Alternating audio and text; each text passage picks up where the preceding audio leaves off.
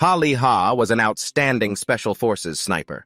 He was famous on the base for his marksmanship, never missing a shot, even though he was only a sergeant first class. But Leah stunned his superiors, as his shooting skills surpassed even those of other veteran Special Forces soldiers.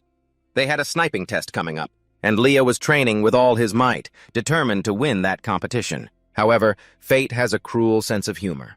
Right before the test, Leah had an accident, and unfortunately his legs were injured. The injury was so severe that Leah couldn't walk. Every day he was lost in a struggle between effort and despair. And then today, in a daze, Leah thought he heard a voice whispering in his ear, "Don't you wish you could walk again? If you make a pact with me, I will let you walk again." That mysterious force reached its hand out to Leah. Trembling, he wanted to place his hand on it. Can you really help me walk again?" Just as their hands were about to touch, Leah suddenly woke up. "What's wrong? Were you having a nightmare?" A familiar face was right in front of Lee Ha's, startling him. Wasn't this his damn cousin? "Damn it, you scared the hell out of me. What's the matter? Have you already forgotten your own cousin's face? You must be really tired, huh? You didn't even realize I moved you." The young man shook something that looked like a helmet in his hand. It was only then that Lee Ha realized he wasn't in his bed, but in some kind of pod-like machine.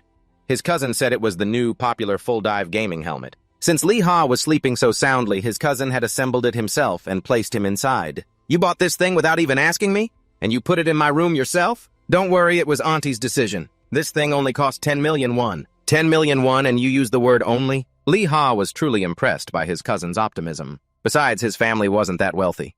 He had no idea where his mom dug up the money to buy this useless thing. His cousin brushed all that aside, telling Lee Ha not to worry about the money and just focus on experiencing this virtual reality game. After all, he'd been depressed since the accident and couldn't even find a job. As family, how could they not be worried? Besides, this game isn't useless. Talented players can even earn a lot of money in it. Even so, how could you guys spend 10 million won so thoughtlessly? Lee Ha was still trying to resist as his cousin put the gaming helmet on his head. "Hey, don't you want to be able to walk again?" His cousin leaned in and whispered in his ear. Lee Ha froze at those words. They were exactly the same as in his dream earlier. The kid said this thing could help him walk again, and so Lee Ha finally decided to give it a try. The system quickly verified his voice and transported him to a completely new world. Lee Ha felt as if he were in a free fall, and more importantly, he landed firmly on 2 feet. This feeling, it was just too real. He didn't just fall from the sky into the middle of nowhere. He was also standing steady on his own 2 feet. Then Leah heard a clear, melodic voice as a beautiful red-haired girl appeared. "Outsiders are always welcome. Blessings upon you who have set foot in the middle world." Leah's ears were ringing. For a moment, he couldn't understand what she was saying. Just then, Lee Ha suddenly felt a cool breeze all over his body. It turned out he wasn't wearing any clothes. The young man immediately panicked, but the red-haired girl just giggled. "Men from East Asia always strike that pose, don't they? I've seen it many times, so don't worry." This was clearly a game world, yet she was communicating with Lee Ha so smoothly, as if she had a mind of her own. He immediately realized this was an AI guide. "Not bad, right?" the girl asked again. "Now tell me your name in this new life. Here in this world, the middle world." It seemed the girl was asking Lee Ha to choose a username, and after some thought, he decided to just use his real name, Ha Lee Ha. He also decided to keep his real appearance. The girl seemed a little surprised. In this world, people could change their face, height, or even their race. Lee Ha was the first person to decide to keep everything the same. "Are you sure?" she asked again. "Yes," Leah answered firmly. "It feels so real. Standing on 2 feet like this? I want to walk through this world." "I see. A person from another world, huh, Leah? Congratulations on taking your first step into the central world." The other person waved their hand, and a simple magical set of clothes appeared on Leah. "It's just like a world of magic." The girl also said that Lee Ha could achieve anything he wanted through this place, and she would wait for the day they could meet again. Just like that, Lee Ha was thrown into freefall once more. This time, it was confirmed that he was truly falling into the game world he was meant to be in. He was sure he was going to land on his head.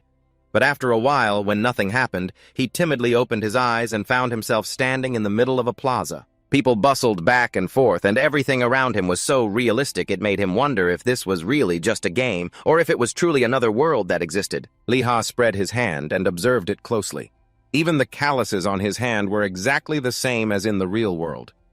This was his body and also his character in the game. Lee Ha recalled the red-haired girl's words. The ability to change his face, body, and even his race was certainly an attractive offer, but he just wanted to feel what it was like. Back when he could still run and jump, Lee Ha stomped his feet in place a few times, then started swinging his arms and legs, kicking this way and that. This feeling was just too real, even though in reality he couldn't walk. But here he could run and jump freely. The fact that his 2 legs could move made Lee Ha so emotional he trembled. And while he was lost in this feeling of happiness, he suddenly heard a voice from behind him. "Moved to that extent, are you? I've met a lot of people in this Middle-earth castle, but this is the first time I've seen someone as pure as you." The blond man introduced himself as someone who helps guests adapt to this world of Middle-earth. It sounded fancy, but Lee Ha realized he was just a tutorial NPC. "So what do I need to know to adapt to this world?" Leah immediately asked. Seeing that he was such an enthusiastic player, the other guy got excited too. So he started pointing out a few things to pay attention to. First, everyone knows that people can't run continuously forever. If you don't rest properly, you won't even be able to move. That's the stamina stat in this game. Next, the man pointed to a beautiful little girl holding a basket of apples standing not too far away. Then he made an unreasonable request to Lee Ha. At first, he thought he had misheard, but then the man mechanically repeated the request. So Lee Ha pinned him to the ground and started cursing, "Hey, you bastard! That's illegal, you know." Turns out, even NPCs in games can be jokers. The guy was just giving an example to tell Lee, that you have to have morals in Middle-earth too. If you commit a major crime, you'll be exiled to the countryside and even fined. And the person who receives the money in the Newbie tutorial is this very NPC. "I just said that because I wanted you to know," the guy said. Leah pouted. "How kind of you." If he had actually done what the guy said, wouldn't that have been like digging his own grave? "Ha-ha, you catch on quick." The blond guy waved his hands and gave a fake smile, but in reality, he was dying of regret for not being able to trick Lee Ha out of his money. He felt that this game was truly no different from the real world. Even the NPCs acted autonomously and had their own personalities, just like real people. After that, the guy told him to head to the northern training grounds. There, Lee Ha would learn more lessons for newbies. Lee Ha looked to the north, and sure enough, there was a very long road. So he stretched and then took off running down the road at full speed. For other people, running fast does nothing but make them tired, but for Lee Ha, it was different. Only by moving his body according to his will like this, did he feel like he was truly alive. Lee Ha laughed out loud as he ran, so much so that other players who saw him thought there was something wrong with his head. Lee Ha kept running until he received a notification. He had acquired a new passive skill called Swift Runner. Because Lee Ha had been running so fast, the system automatically activated a 0% stamina consumption, which led to unlocking this skill. Its effect at level 1 was the ability to run continuously for 5 minutes without consuming stamina, while also increasing running speed by 7%. Lee Ha didn't think that just by simply running, he would also get experience points and a new skill, but he was really happy. In that case, he decided to run straight to the training grounds. When he arrived in front of the northern training area, Lee Ha felt a strangely familiar atmosphere. It was like when he was still in the army. In the training area, many players were also practicing with wooden dummies. Leah also picked up a wooden sword and prepared to experience the feeling of being a new recruit again. But what surprised him was that when he prepared to attack, his body moved automatically. This must be the combat assist system, he thought. Lee Ha turned to observe the other players. Sure enough, they all seemed to be swinging their swords very awkwardly. He got the feeling that the combat system was controlling all the players. But Lee Ha didn't like that. Wanting to gain control over himself, Lee Ha gripped the wooden sword tightly in his hand, thinking to himself that he just had to believe this was real, and that he had to truly attack his opponent. With that thought, Lee Ha struck once more, and this time, he actually broke free from the combat assist system's control, smashing the wooden dummy to smithereens. The other players who saw this could only stare with their jaws on the floor. Ma's agape, because Lee Ha's strike was far stronger and more decisive than theirs, even though he was just a newcomer. Whoa, he completely shattered the dummy! Did he really use the same attack as us? The one we just learned here? Then how come we can't do that? Share it with us. What move did you use just now?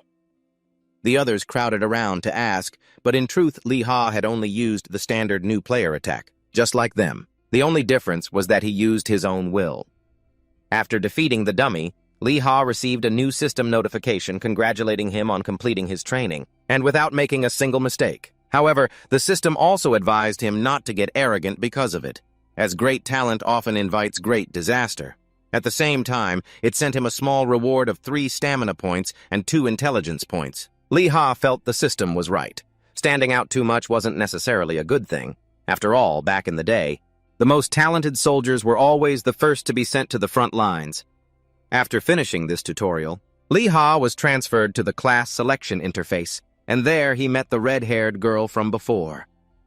She spoke as if it had been a long time since they'd last met. "But it hasn't even been a day yet," Lee Ha said, greeting her. "It's because Koreans grasp things so quickly. You must play games all day, huh? Anyway, model student of Candle Castle, what kind of weapon would you like to choose?" At the girl's words, a pile of weapons appeared before Lee Ha. Choosing a weapon was tied to choosing a class, so he had to be extremely careful. Lee Ha had expected many types of weapons, but he never imagined there would be this many. The girl mentioned that some people had hesitated for a whole day before making their choice. The first thing that caught Lee Ha's eye was a staff, symbolizing the mage class. Before logging into the game, his cousin Ki Jong had told him to ignore all other weapons and choose the staff. But as Lee Ha was about to reach out and touch it, the red-haired girl advised him to calm down and slowly, carefully observe his surroundings. Lee Ha followed her advice and seemed to have discovered something more suitable for him. It was a musket. Without hesitation, Lee Ha immediately reached out and touched the gun. "I'm sure you know what kind of gun this is, right?" the AI girl asked playfully. But Lee Ha really did know. In fact, he knew it very well. It was definitely not a modern rifle. Although he didn't know its exact model, he was certain it was a flintlock musket, invented in the late 1700s, predating even Napoleon. Lee Ha's detailed explanation made the girl exclaim in admiration. As expected of the model student, his completely accurate answer proved, shame, that he knew a lot about guns and was more suited for the marksman position than anyone else. Lee Ha fiddled with the gun for a moment. It really did have a flint and a powder pan. He guessed its ammunition was either lead balls or iron shots. So he wanted to try firing it once, and the girl, of course, agreed. She provided Lee Ha with black powder for priming, black powder for the charge, an iron ball, and a ramrod. Lee Ha reached out for them. He thought to himself, thank goodness there are at least some advanced items. He felt incredibly excited to touch a gun again after so long. First, he put the priming powder into the powder pan. Then, he poured the main powder charge in, followed by the iron ball. Next, he used the ramrod to ensure the powder was packed tightly against the ball. The entire process took a full minute, which made Lee Ha want to collapse. He truly missed the advanced firearms of the 21st century. Moreover, this flintlock was very heavy, with a total weight of up to 4.5 kilograms. It was no different from lifting weights. Well, since it's loaded, I might as well fire it. Lee Ha raised the muzzle and aimed at a target 40 meters away. After he pulled the trigger, a thick cloud of acrid white gunpowder smoke billowed out, making Lee Ha's eyes sting. But the most serious problem was that he had missed. In the real world, Lee Ha had never missed at this range. The red-haired girl giggled and said he should read the instructions again, because the hit rate of a flintlock at a distance of 40 meters was only 50%. Lee Ha wasn't convinced. He decided to try again, going through the same loading process that took over a minute. This was enough to make Lee Ha want to cry his eyes out, but the girl thought that for a newcomer to fire a shot in under a minute was already quite good. Lee Ha was truly discouraged. He wanted to see other long-range weapons, but the only remaining choices were bows and crossbows, and their attack power was even weaker.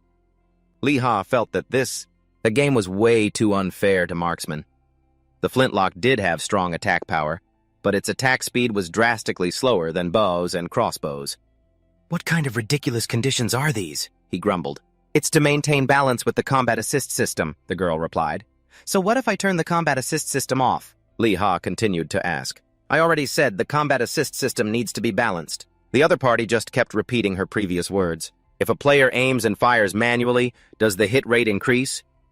"I told you, the combat assist system needs to be balanced."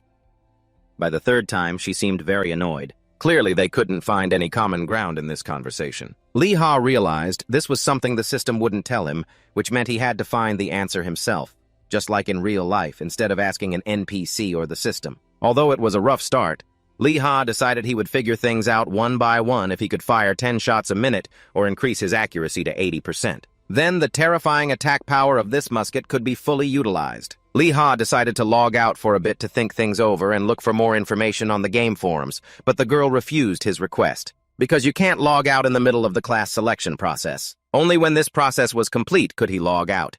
In other words, the system wouldn't let him research which class would be the most beneficial. Seriously, what kind of game is this realistic? Lee Ha was miserable because he wasn't just playing for fun.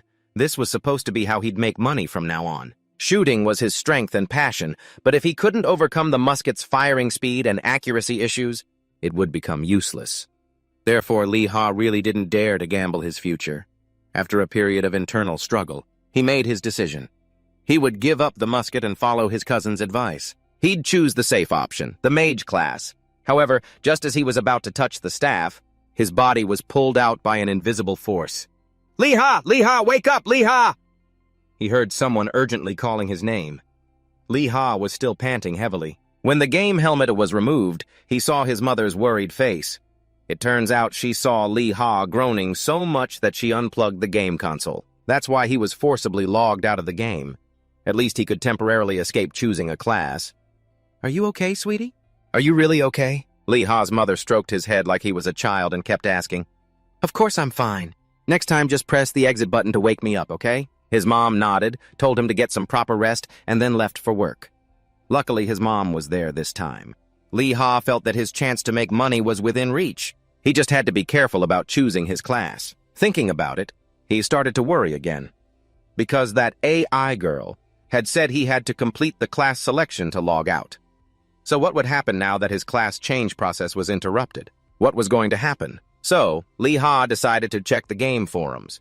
It turned out many people had been in the same situation, forcibly logged out due to power outages. Afterward, they ended up with the class they didn't want. And if you wanted to delete your character and create a new one, you'd have to wait 4 to 5 months to do it. After reading this, Lee Ha felt that what just happened wasn't lucky at all, but the greatest misfortune of his life. He tried to console himself, thinking he had already touched the staff. So when he logged back in, he would definitely become a mage. But when he logged back in, Lee Ha had become a musketeer. He practically cried his eyes out. The other players thought he was crazy. They had never even heard of this class before. But once you're in, you have to see it through. His mom had spent 10 million won to buy this machine. Only an idiot would wait another 4 to 5 months to create a new character. A musketeer it is, then. It wasn't the first time Lee Ha had held a gun anyway. After accepting this cruel fate of a class, he immediately learned 2 skills: musket mastery and bayonet charge. Musket mastery was a passive skill. The more he used the gun, the more proficient he became. It increased his accuracy and reloading speed. Bayonet charge was an active skill that allowed him to attach a mana bayonet to the musket for a final resort charge in battle. 30% of this musket's attack power is converted to melee attack power for 15 seconds. But this skill costs 50 mana and has a cooldown of a whole 5 minutes. Lee Ha once again fell into a pit of despair. Bayonet charge? What the hell is that? His current maximum mana was only 50 points, and this skill cost 50 mana per use. That meant if he missed his shot, he could activate the skill to use the bayonet, but only once. And if he missed with the stab too, he was finished. It's been a while, musketeer. In the midst of his despair, Lee Ha heard a voice from above. He knew full well it was the guide NPC again, but Lee Ha was in a terrible mood. He didn't have time to listen to him ramble. "Just get to the point. What do I have to do?" He cut the other person off. This NPC had probably never met a player as rude as him and was a bit taken aback. Then he issued Lee Ha a new quest, to hunt horned rabbits. Specifically, horned rabbits had appeared at the entrance of the beginner's village, Candle Castle, and were harming the crops and animals. His mission was to hunt them and collect 10 rabbit pelts. The rewards are a 10% increase in affinity with the NPCs of Candle Castle, a 10% increase in affinity with the guards of Candle Castle, and 50 copper. Everyone has to do the beginner quests. Lee Ha was no exception. When he arrived, there were quite a few other people hunting horned rabbits, and Lee Ha quickly found his first target. It was a harmless-looking rabbit chewing on some grass.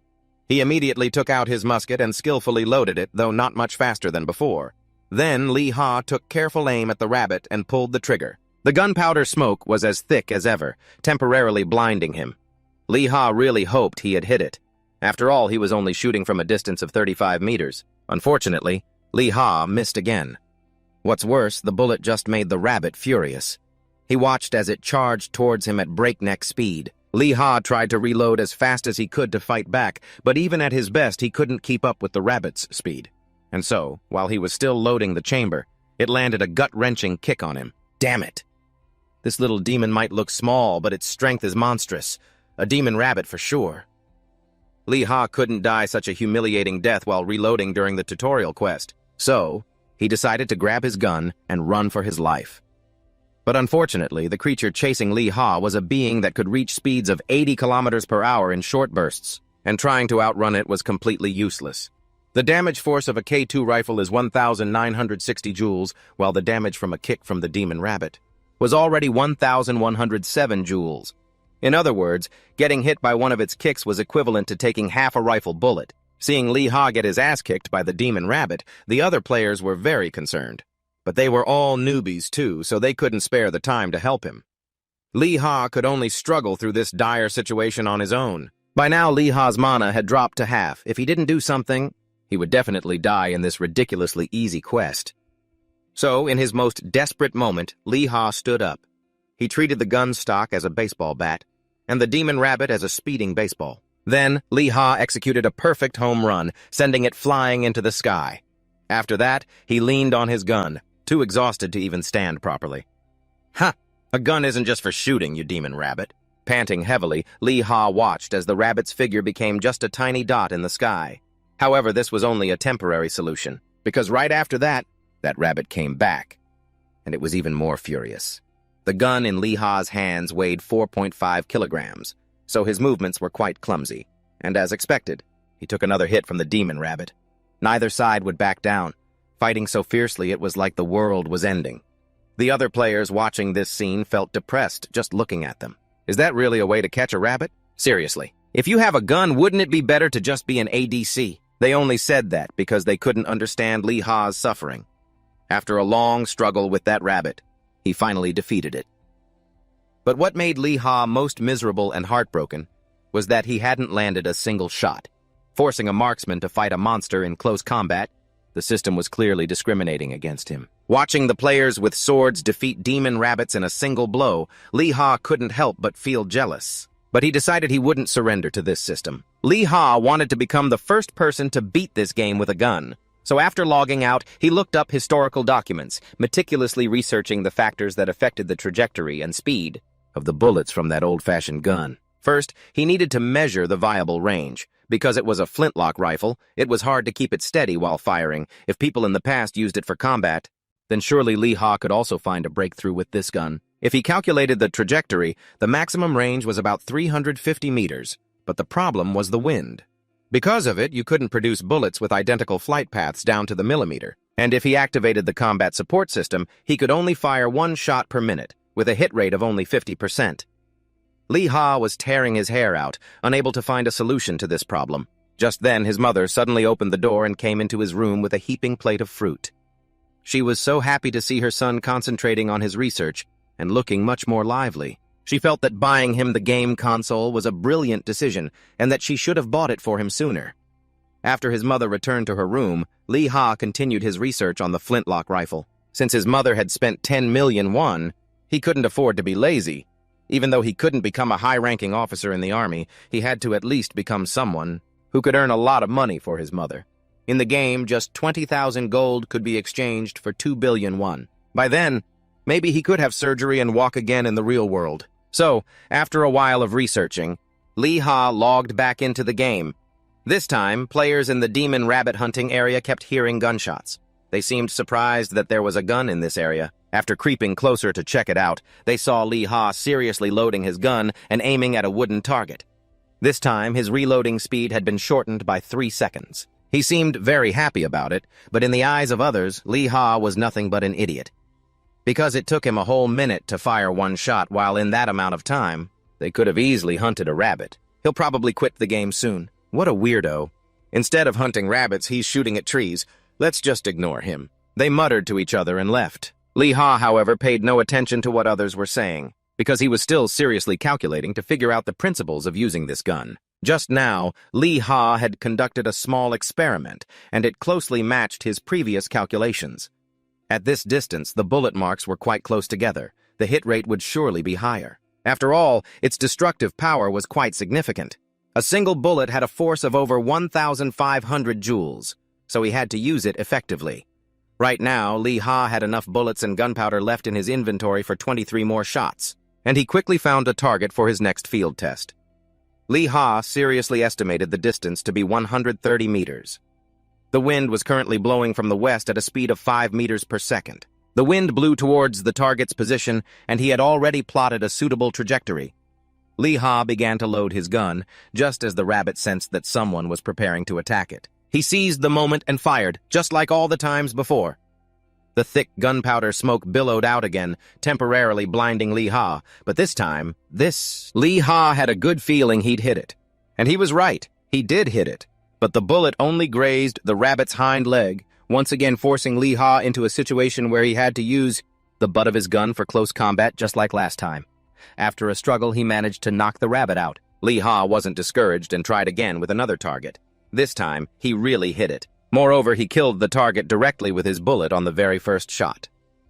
Lee Ha was ecstatic because the distance from his position to the target was at least 100 meters. It seemed his research wasn't useless after all. Ding! He immediately received a new notification. Thanks to his recent accomplishment, Lee Ha had unlocked an achievement, and at the same time, he entered the Hall of Fame. He excitedly opened his character sheet to check. Just from this one achievement, he had gained a whole 8 levels. That was the good news. The bad news was that the flint of his musket had been destroyed from overuse. So, Lee Ha had no choice but to switch to melee mode. If the butt of his gun could talk, it would probably be crying its eyes out from having to keep fighting hand to hand. At this rate, the gun butt might just snap in two. And because he'd been spending the last few days in the rabbit hunting grounds fighting with his gun butt, Lee Ha was given a nickname by the other players. They called him Bloody Gun Butt. They couldn't understand why this guy had a gun but didn't use it to shoot, resorting to such crazy tactics instead. Of course, it's not like Lee Ha wanted things to be this way. It took him a full minute to reload, but only 8 seconds to take down and catch a rabbit in melee. Compared to shooting, fighting directly was definitely much faster. It was just a lot more tiring. Luckily, he managed to catch all 10 and complete the quest. Lee Ha leveled up from it, and the other players gathered around to congratulate him. In their eyes, Lee Ha was that weird guy who fought rabbits in close combat despite having a gun.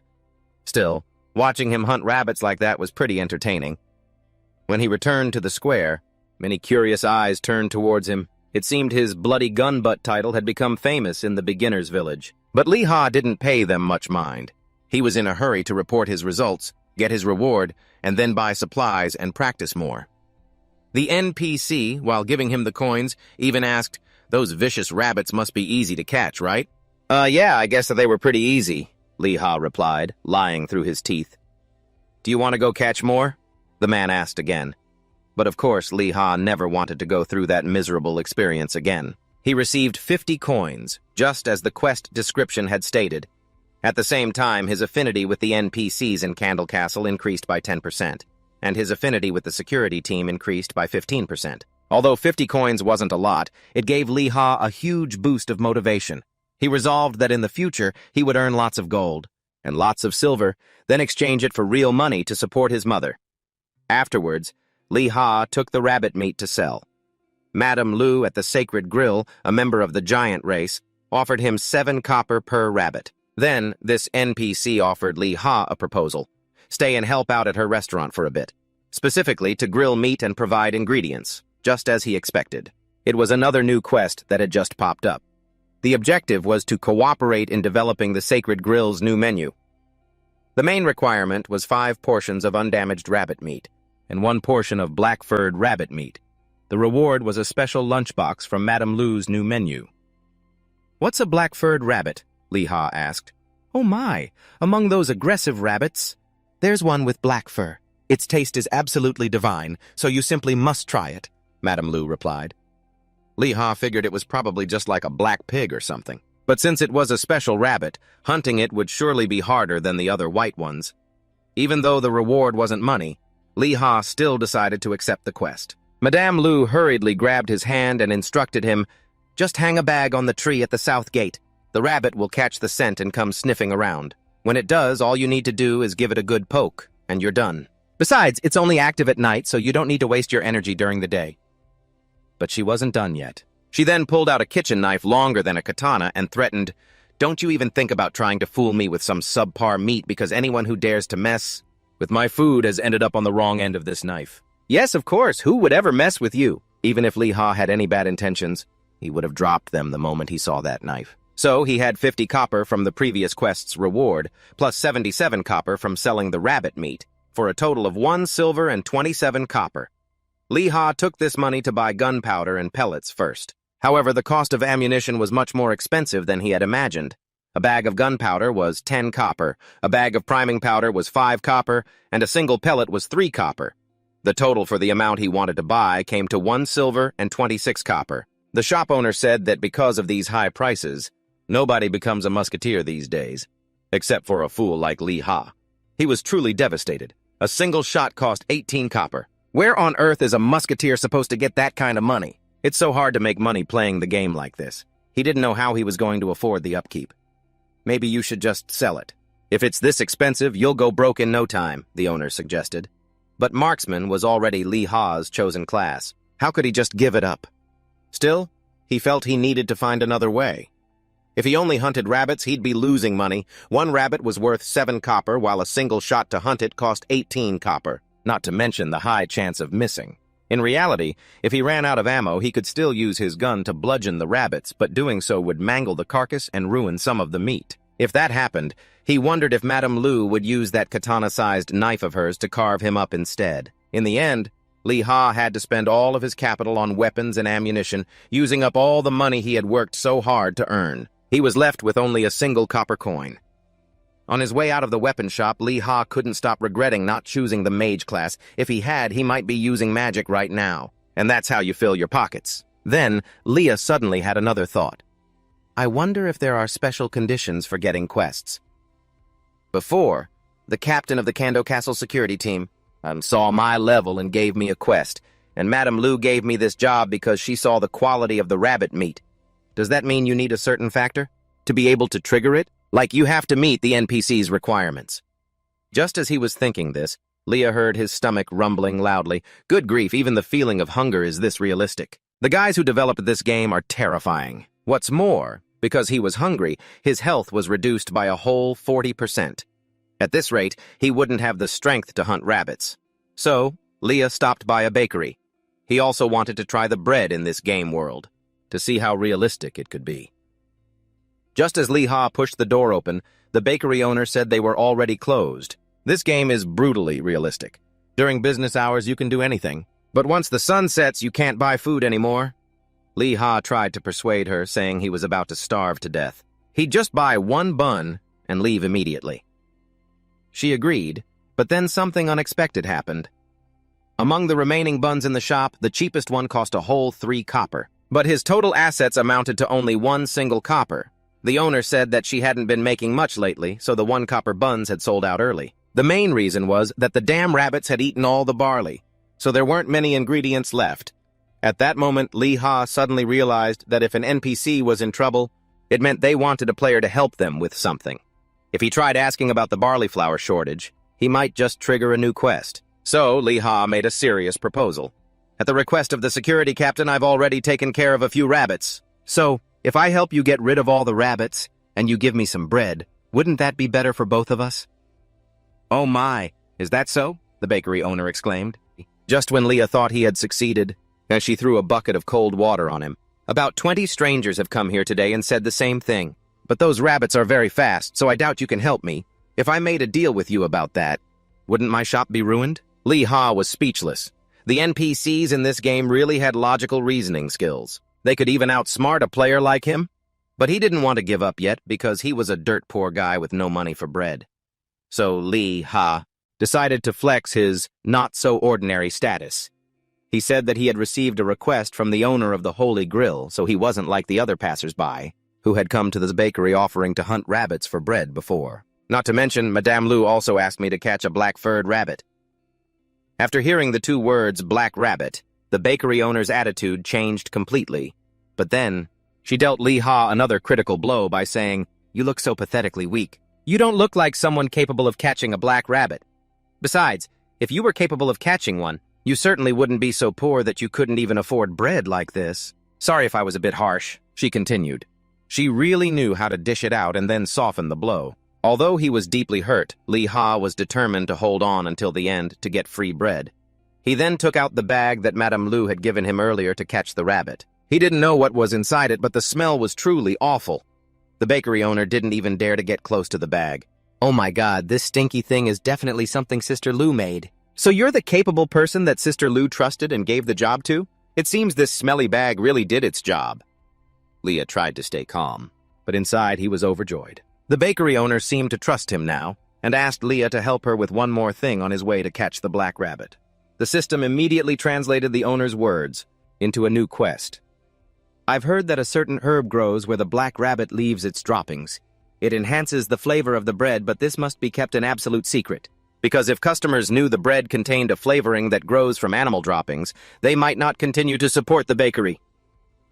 And the content of Lee's quest was to collect 3 of these herbs. His reward was a bun sprinkled with herb powder and 30 copper coins. But the most important thing was, the name of this quest was Risk Your Life to Gather Spices. Just hearing it was enough to know it was very dangerous. Lee Ha thought the developers of this game were insane, so the NPCs in the game were just as crazy. To think she could ask him to risk his life just to gather spices.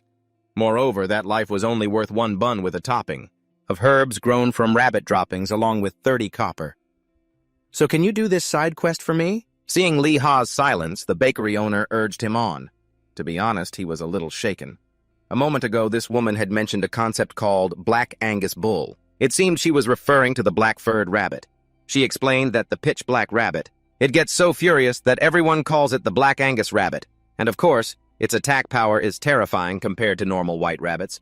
But for the sake of making a living, Leah had no choice but to accept this quest. However, he was starving right now, and if he didn't get something to eat, he'd probably pass out before he even reached the black-furred rabbit. Leah tactfully brought this up with the other party, and she shot him a skeptical look.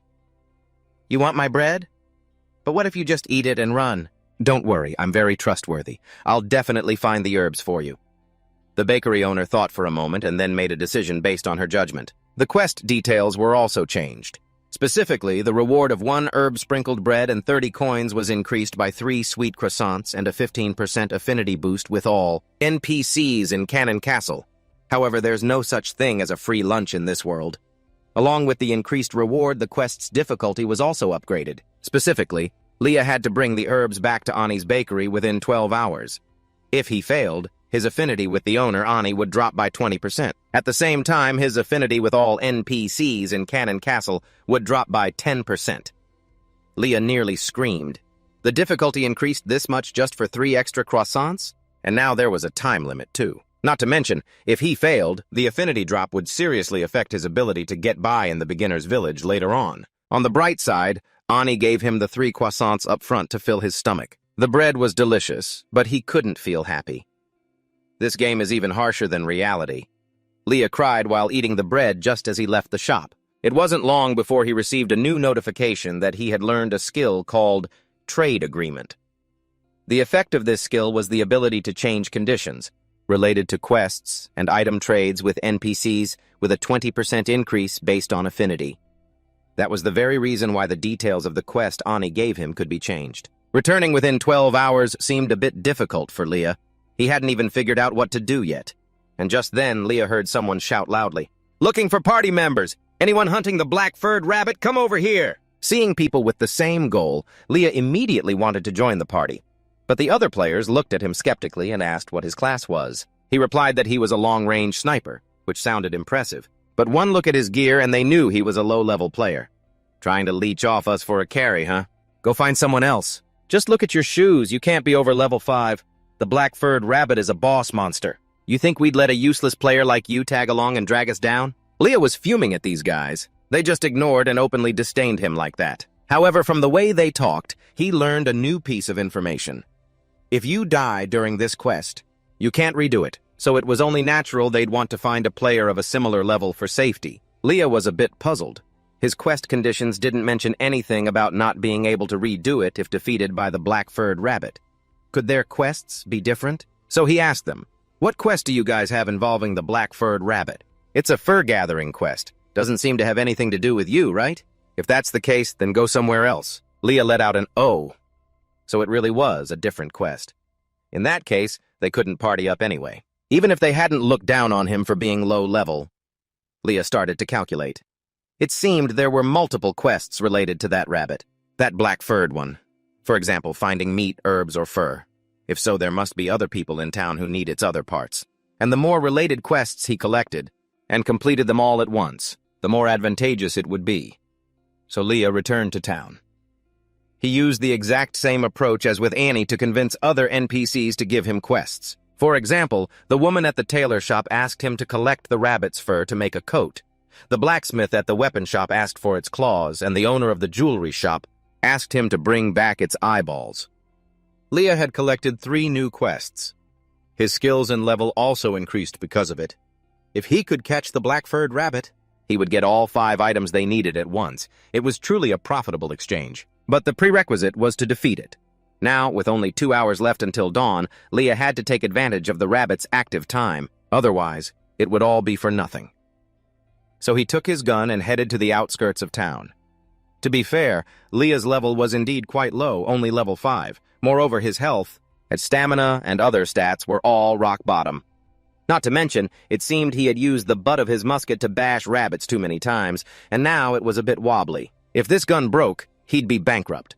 As Leah was stressing over this, he suddenly saw a backpack on the ground. Leah reached out to pick it up, and he heard a somewhat familiar voice. "That bag's been pretty heavy for a while now.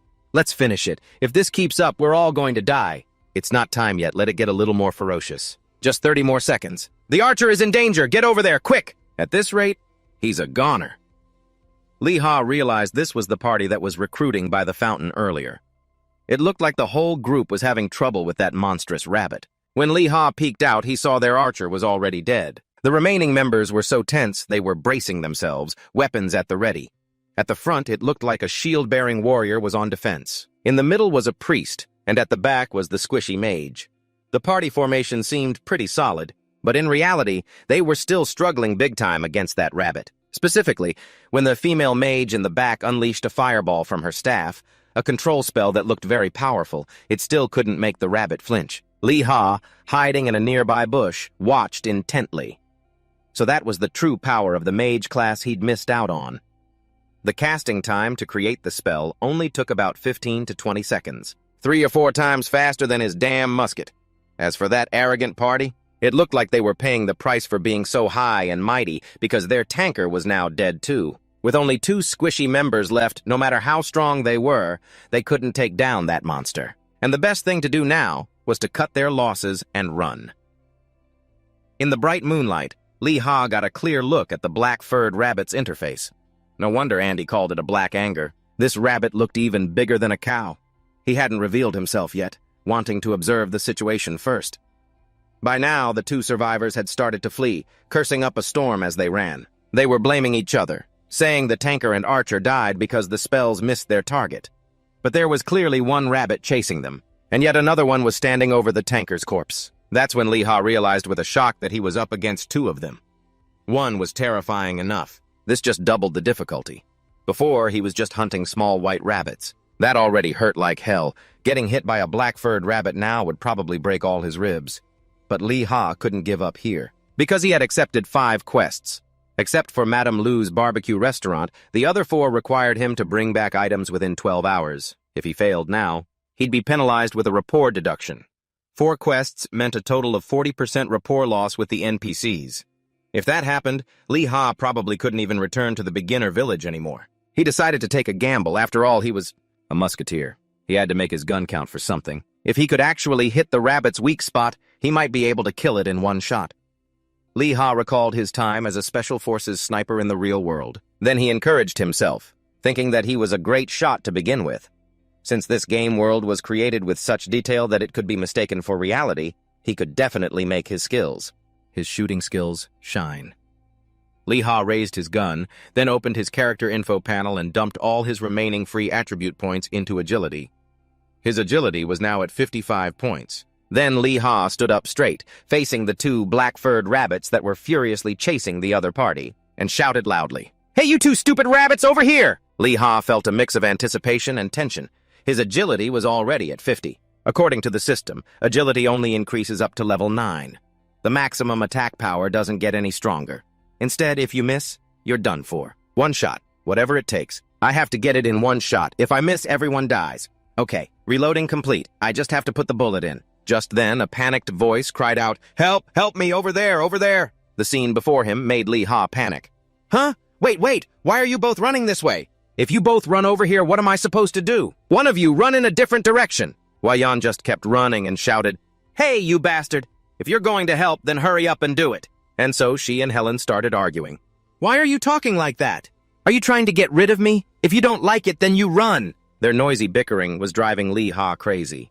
Maybe I should shoot that girl instead of the rabbit. My ears are bleeding. In the end, he had to calm himself down. Calm down, it's fine, just wait. Wait until I've confirmed the range and can aim properly. Lee Ha began to focus on the target in front of him. 85 centimeters. The moment Hwa-yeon and Helen were about 80 away from him, until the distance to the two black angers was only 75 centimeters.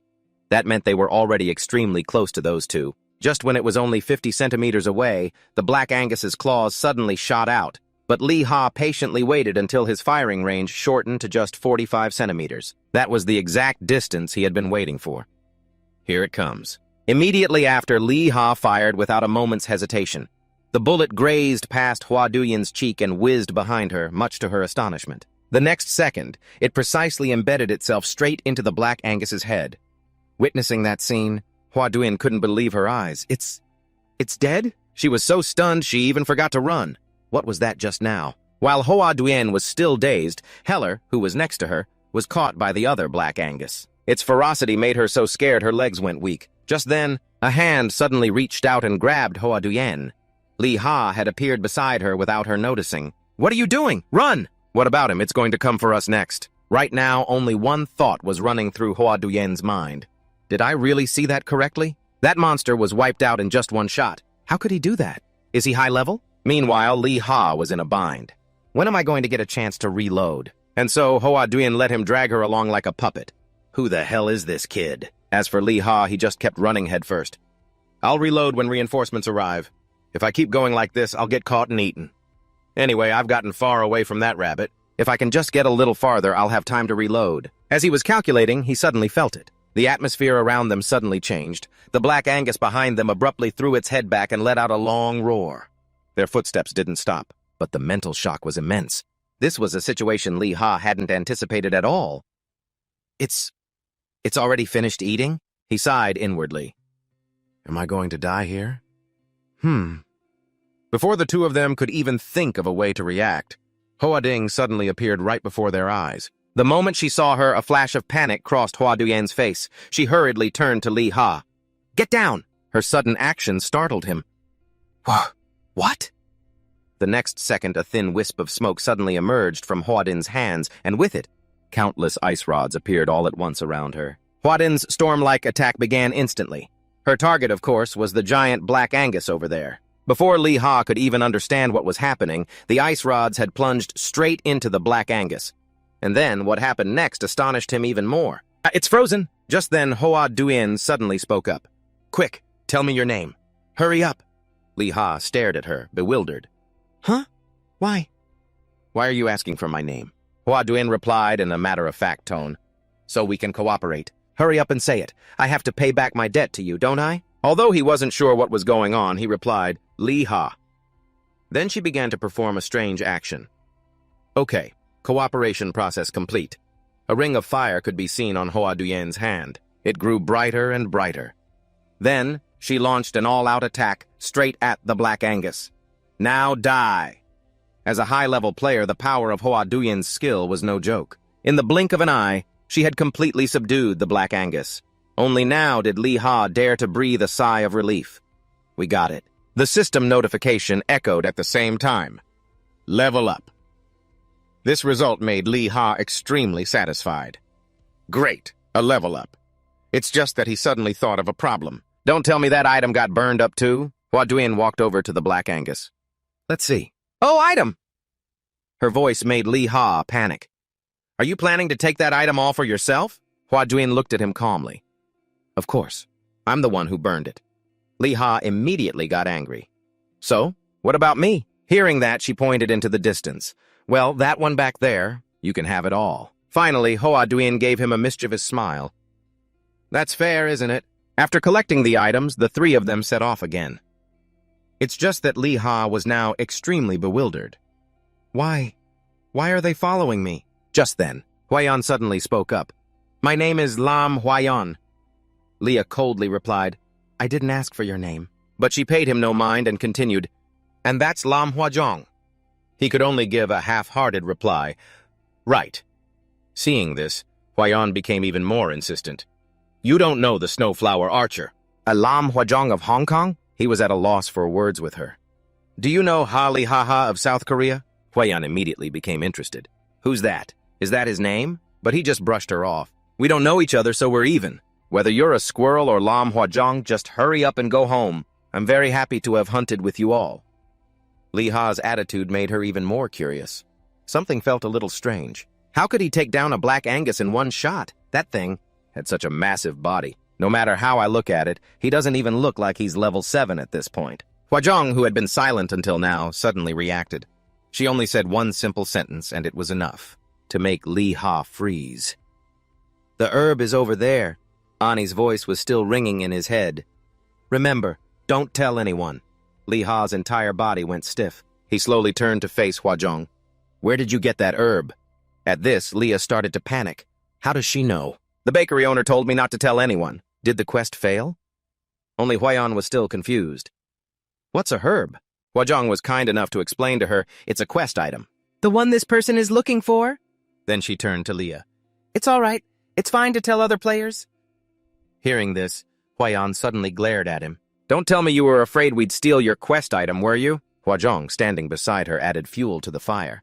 Perhaps. She thought for a moment, then continued. From a distance, I saw you hit the Black Angus with a single shot. This was what she had been wondering all along. How were you able to do that? This was also what Huayan wanted to know. Yeah, that's right. That rabbit was at 100% health. How did you manage to catch it? Faced with this question, Li Ha had no choice but to be evasive. Huh? I guess I just got lucky. As he was feeling awkward, a few notification windows suddenly appeared in front of him. The content on them mainly listed his latest achievements. Looking at the words on the screen, Leah couldn't hide his joy. The quest was a success! A moment later, Huajong excitedly dragged everyone to a nearby restaurant. To celebrate our safe return, let's have a toast. Li Ha couldn't refuse her enthusiasm. Cheers, taking this opportunity. He asked the question he was extremely curious about. But who are you, anyway? Even the NPCs bow to you and everyone makes way for you. Huayan was a little surprised by his question. You really don't know? Her eyes flashed with pride. Huajong is ranked 5th in Asia, and 9th in the world. Let me introduce us again. I'm the Fireflower Archer, Lam Huayan, and this is the Snowflower Archer, Lam Huajong. These words left Li Ha a bit confused. Calling someone who runs away a Fireflower? Isn't that a bit of a stretch? I'd find it kind of embarrassing. As soon as he finished speaking, Huayan immediately flew into a rage. Hey! That's the name of the profession! What am I supposed to do about it? But not only was Leah not scared, he laughed even louder. Ha ha! You must be so embarrassed, huh? After a bit of joking around, Huayan suddenly remembered something. All right then. So who are you? And how did you manage to catch that Black Angus? Li Ha was silent for a moment, then answered nonchalantly. I shot it, so it died. Simple as that. His attitude angered her once again. Are you looking for a fight? But Li Ha remained perfectly calm. I'm telling the truth. Do I have to spell it out for you? It was an instant kill. While the two were still arguing, Huajong suddenly spoke up. At level 6, the ability to adjust hit rate with skills is minimal. Even with a critical hit, it's impossible to take it down in one shot and kill it cleanly. Other than an instant death effect, there's no other explanation. Hearing that, Huayan cried out in alarm, but he's level 5! Level 5 and he caught a black rabbit? But Li Ha was worried about something else. How does she know about my abilities, my items, and even my skills? Just then, Huajong answered her sister's question. The rabbit died of a heart attack. She continued her analysis. To catch it in one shot, your aiming and firing power would need to be at 90. This was the first time Huayan had heard of this. 90! Your strength has to be 90? Hua-jong repeated herself. Besides strength, she slowly emphasized each word. Your level has to be 90. Hearing that, Lee Ha suddenly remembered the notification from earlier. Ah, so that job description was talking about my level. On the other side, the two girls were still enthusiastically discussing critical hit. Assassination mastery is level 70. Suddenly, Hua-yan glanced at Lee Ha. Is it okay? Hua-jong beside her nodded. Okay. Their suspicious behavior made him jump unconsciously. Huh? Okay, what? What's okay? Hua-yan's expression suddenly turned serious. All right, Mr. Ha Lee Ha of the Republic of Korea. Would you like to join our faction? Lee Ha truly hadn't anticipated this situation. What? Hua-yan started boasting again. The master of our faction is Hua-jong, the one ranked 9th in the world. A pretty famous faction, huh? Lee Ha hesitated for a moment, then said softly, You know I'm level 6, right? Hua-yan acted like it was no problem. You can just raise your level. He continued to point out his weaknesses. I'm only equipped with beginner items, but she still felt it was solvable. I'll get you the items. So, Lee Ha reluctantly continued. I don't know how much money you have, but... Hua-yan immediately cut him off. A lot. She tried every way to persuade Lee Ha. The master of the faction is the world's 9th-ranked player, Hua-jong. You get what I'm saying, right? Unfortunately for her, she'd found the wrong person. I refuse. My mom told me if someone offers you candy and you follow them, something bad will happen. Your mom raised you well. Hua-yan couldn't believe her ears. He's refusing such a great opportunity? Lee Ha replied casually. The conditions are so good they make me uncomfortable. She still wouldn't give up. Our Hua-jong is the master, but he didn't care one bit. Even so. The conversation between the two continued for a long time. Do you know what our faction is ranked in the world? Huh? Probably pretty high, right? What? Finally, Lee Ha calmly explained, I have to look into this and that before I go. When you go to the market, you don't just check out the first store. If another place is better, I'd have to go back on my word. Since you've put it that way, Hua-yan didn't press him any further. All right. It's better than biting each other's heads off later. If you change your mind, contact me. Add me as a friend, okay? Lee Ha readily agreed. Okay, sounds good. After that, Hua-yan slowly stood up. I'll pay. Hua-jong, let's go. Oh, and one more thing. She turned back and said in a sincere voice, Thank you for saving me. Then Hua-yan quickly walked to the payment counter. Keep the change. Hurry up, Hua-jong. Meanwhile, Lee Ha was feeling extremely awkward under Hua-jong's intense gaze. Aren't you going? Suddenly, she spoke up. See you later. He had just opened his mouth to reply, All right, then, when she continued, Oppa. Hearing that word so unexpectedly made Lee Ha freeze for a moment. Oppa? What Oppa? Only after the two girls had left did he dare to breathe a sigh of relief. Geez, a person like a storm gives a quest like a storm. Well then, now it's time to claim my rewards. First, Lee Ha went to see Coutier. Look at this deep red eyeball. You really did find it in just one day. He immediately put on a standard business smile. Next time you have a job, please feel free to give it to me. She quickly replied, Of course, you caught the Black Angus in just one day. The second person Lee Ha went to see was Tickle. This is indeed the claw of a Black Angus. I can make a fine weapon with these claws. Seeing him so happy, model. Seeing you this happy makes me happy too. Please forge an outstanding weapon for me, master. After completing these two quests, he received a level-up notification. The camera pans to Sandy's place. That's right, that's the one. Wow, the color of this fur is gorgeous. Thank you, Leah. This will make a beautiful cloak. Well then, and here is your special reward. He hurriedly accepted it.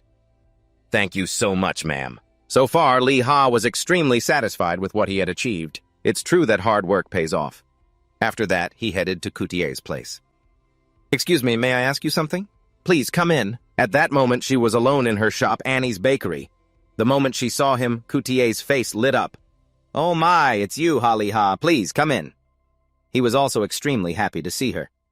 Hello, miss. Then Coutier offered him what she was holding. This is freshly baked. Would you like to try a piece? Lee Ha quickly refused. No, thank you. It's a bit expensive, so... But she immediately protested. You don't need to pay. Are we such strangers?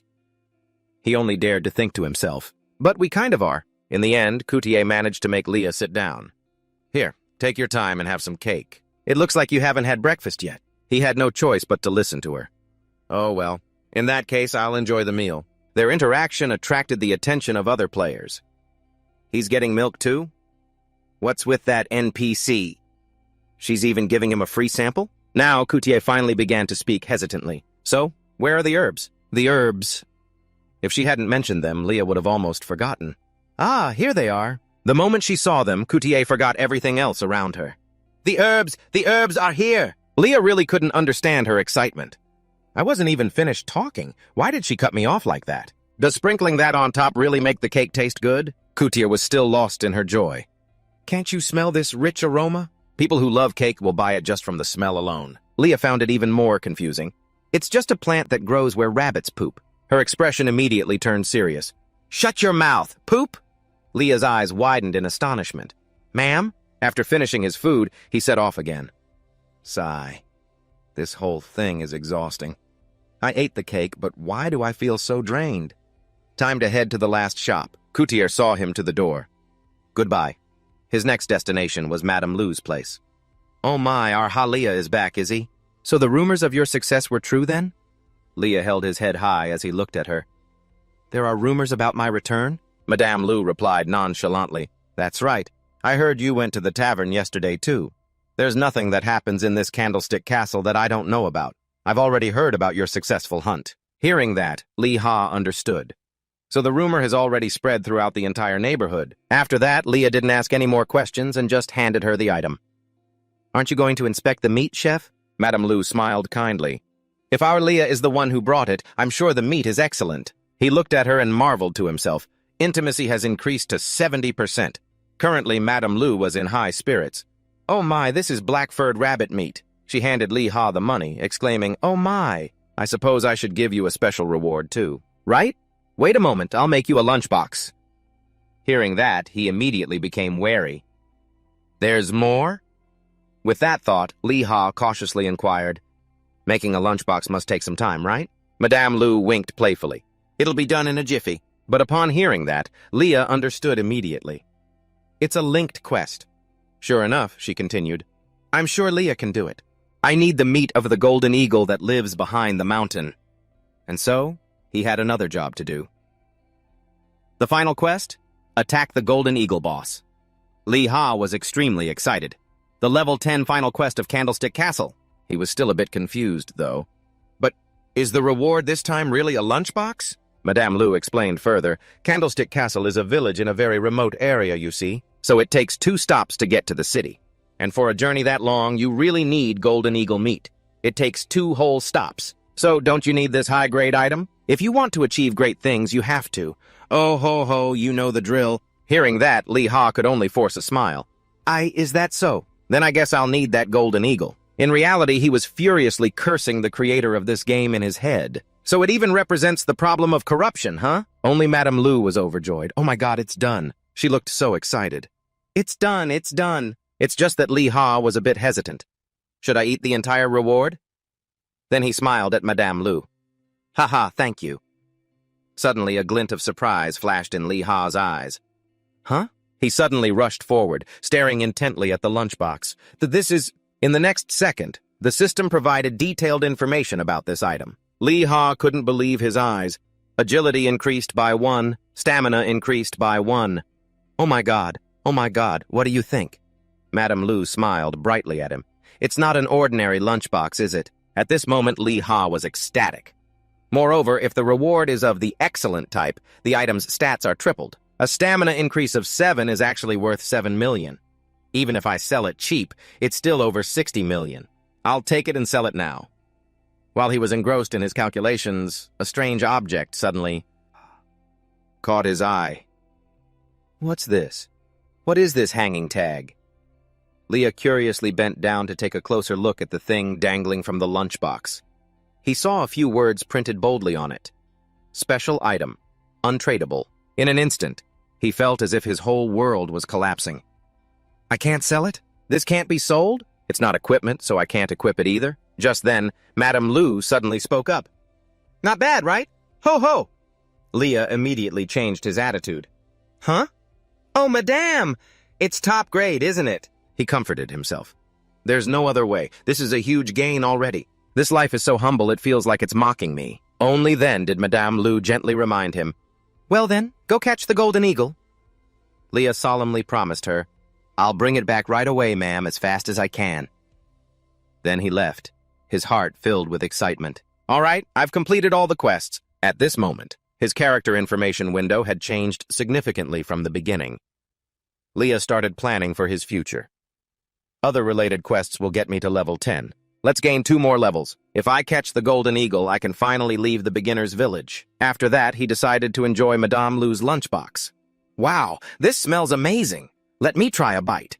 As soon as he tasted the first bite, Leah felt the whole world around him transform. He was so moved that he couldn't stop eating. What is this? How can it be this delicious? Thank you, creator of this game. What kind of meat gives me this much motivation? I feel like I could catch a few more Black Angus right now. From now on, it's all about leveling up. After finishing his meal, Leah felt full of energy. All right, time to hunt. Inventory. I need to buy more bullets. The musketeers are all dead. Damn these game developers. And so, he had no choice but to stop by the general store. Hello, my intimacy level has gone up too, so he'll probably give me a discount. As soon as he entered, Lee Ha saw Louis lying on the sofa. I'm here to buy some bullets. But the man just replied indifferently, Come in. This attitude annoyed Lee Ha a bit. Is it that much of a bother just to greet a customer? Intimacy is up by 15%, and this is how he greets me? But he didn't forget his purpose. I'm here to buy bullets. Before Lee Ha could finish, Louis cut him off. You're here to buy 8 sets this time? I see you've changed your outfit, so you're probably not buying 7 like last time, right? 1 set is 18 coins? He hesitated for a moment, then decided to bargain. If 1 set is 18 coins, can't you lower it a bit? The man maintained his cold tone. That's right. How can I change the price? And so the anger inside Lee Ha flared up again. Could you speak a little more politely? However, Louis didn't even bother to look at him anymore. What's so special about a musketeer anyway? Suddenly, Lee Ha noticed a pile of old inventory in the corner. In this village, I'm the only musketeer? Even if I spent all my money, I could only buy 37 sets. I should probably save some of the payment for myself. After careful consideration, he decided to buy 23 sets for now. Let's see, 23 of them, 4 silver and 14 copper. Ho ho, Louis's attitude is much more pleasant now. After all, buying 23 sets is better than last time. While he was still talking, the man suddenly moved closer, getting right up in his face. What's that smell? This action from Louis made Lee Ha a bit flustered. I just ate a meat lunchbox earlier, but the man didn't stop. No, this isn't the smell of meat. Smell. He panicked and shouted, Hey, where are you putting your hands? Louis became even more frantic. It's driving me crazy. What is that smell? This time, Lee Ha was genuinely scared by him. No way. First, please take your hands off me. But Louis was still lost in his own world. Bread. This is the smell of bread. Clearly, it wasn't ordinary bread. Hearing that, a thought flashed through Lee Ha's mind. Wait. Bread? Could it be... He immediately opened his item bag. Oh my God. I have herb-sprinkled bread in my bag. As soon as he heard that, Louis's eyes lit up. Herb-sprinkled bread? Share some with me. I'll buy it. 50 copper. How about it? Lee Ha coldly refused. I had to go through a lot to get this, and you're only offering 50 copper? The man hastily increased his offer. Then, 1 silver. But he still wasn't satisfied. How about 5 silver? Hearing that, Louis angrily turned to leave. This thief! I'm not buying it anymore. I won't eat it. Lee Ha calmly watched him. Is that so? He just gave a mischievous smile and activated the trade agreement skill. Once this skill is activated, the chance of persuading the opponent increases by 21%. Then, Lee Ha started to speak. Is the herb bread really that delicious? But Louis didn't react at all, which made him extremely confused. Huh? Did it fail? But the very next second, the man spoke up timidly. You must have gone through a lot of trouble to find that herb-sprinkled bread, didn't you? Lee Ha smiled with satisfaction. You want to know how much trouble? Louis continued to negotiate. 2 silver? But he just brushed it off. Forget it. I'll just save the bread for myself. So, the man had no other choice. I'll throw in a few extra sets of bullets. Lee Ha pressed his advantage. How much do you sell your bullets for, sir? 23 sets for 4 silver and 14 copper, huh? He left Louis speechless. For a human to haggle like this is a bit... In the end, Lee Ha settled on the price of 5 silver. The man still tried to bargain. If not, I'll give you a 5 copper discount per set. But he just kept repeating one phrase. 5 silver. Lewis grumbled in dissatisfaction. That's as low as I can go with the discount. Seeing this, Lee Ha switched to another plan. Then 100 sets of bullets. Hearing that, the man immediately got angry. You thief! He glanced at the man. Thief? What are you talking about? So, the man quickly backed down. Nothing. Lewis looked extremely distressed. Just 70 sets, okay? Please, I'm begging you, just 70 sets. Seeing this, Lee Ha didn't push him any further. 70 sets? All right, fine. In that case, I'll take just the 70 sets. In exchange, you can deliver them to me. Lewis suddenly felt like he'd just been tricked. I understand. After the trade was complete, Lee Ha's mood became incredibly cheerful. I hit the jackpot! I made the deal! I have to work hard and earn a lot of money. If I do that, I'll be such a good son. After that, he used his free time to relax, look into quests, and check out the current news. Immediately, a mechanical voice rang out. Hello, everyone. This is today's Middle-earth news, reporter Han Kyung-hyo. Ah, what's the news today? Today's Middle-earth news has a lot of surprising stories. Lee Ha ate his noodles while marveling. The Middle-earth news is even on the primetime news. At that moment, the program on TV was continuing. The first story is about the fluctuations in the rankings. And there's another interesting piece of news. There's a rumor that Snowflower Archery, Lin Huoding, has appeared at Candle Castle in a beginner village. Oh my god, Lin Huoding? But that's not all. Lin Huoyuan, who is said to be the number 2 member of the Lin Long Group, ranked 2nd in Hong Kong, was also there. The Lin Long Group? That's the top conglomerate group in Hong Kong. So why would these two come to a beginner village? Well, according to our sources, they came to hunt a certain Korean player. Hunting someone in a beginner village? You said Lin Huoyuan was very flustered? Lies, who said I was flustered? I guess they met up in the beginner village because there are fewer people there. Snowflower Archery. Lin Huoding is an excellent player, isn't she? These were the comments on the news report. It just appeared like a storm, but I heard they still haven't clarified the situation, huh? It's just that Lee Ha wasn't in the mood to listen anymore. And yet, as if understanding his feelings, the news report ended with the line, "It's too late for regrets now." He thought to himself, that was close. But before he could even breathe a sigh of relief, the news continued. However, there's information that another Korean player appeared at that time, using a long gun-like weapon. Yes, a gun-like weapon. A witness said that person was definitely not a Rona employee. We're quite curious about this Korean player, aren't we? Will the player using the long gun-like weapon return to Candle Castle? And now, Leah officially collapsed. I'm so screwed. That shocking piece of news made Leah drop his food and dive into his computer screen. What? What is all this stuff flooding the internet? A scene of the 3 of them talking was posted with a sensational headline. The Lam sisters appear in Candle Castle. Lee Ha was stunned. Huh? This is from back then. It has over 1,800,000 views and 72,000 comments. But this video was just captured 2 hours ago. Just like that. Enough to make the crowd go wild, mixed with anti-fans who despised them. As he scrolled frantically, he saw comments like, is that a person or a doll? Puffed. Obviously plastic surgery. The Lam sisters aren't natural. Haven't you read the news? And then, more problems arose as suspicion from the public flooded in. They brought a ton of questions and bluntly judged Lee Ha, the high-ranking Korean player. Why is he in Hong Kong? But are you sure he's a high-level player? Or did he intentionally dress like trash? The more he read, the more outrageous their words became. All the attention was focused on him. He met the Lam sisters equipped like that? Pfft, probably just some stray dog from a back alley. It left him not knowing how to react, other than letting out a dazed laugh. Ha! Ha! Ha! Not to mention, someone mocked his musketeer class, and then they slapped all sorts of labels on Lee Ha like Newbie, Psycho, and even Beggar. He could only feel chaotic in the face of the brutal power of these keyboard warriors. Good thing people think this video is fake. He ignored what was happening on the screen. Leah was lost in a mess of thoughts that spilled from his mouth. I know the Lam Dragon Guild is famous, but there's very little information about the Lam Sisters Guild. If I joined them, I'd probably level up really fast. After that, he couldn't help but break into a cold sweat as he thought about it and mumbled, but the conditions are too good, so I'm a bit suspicious. Looking at Lam Huayan's personality, if I refuse, there's probably no turning back. However, all those problems, those annoyances didn't trouble him or stop him from acting.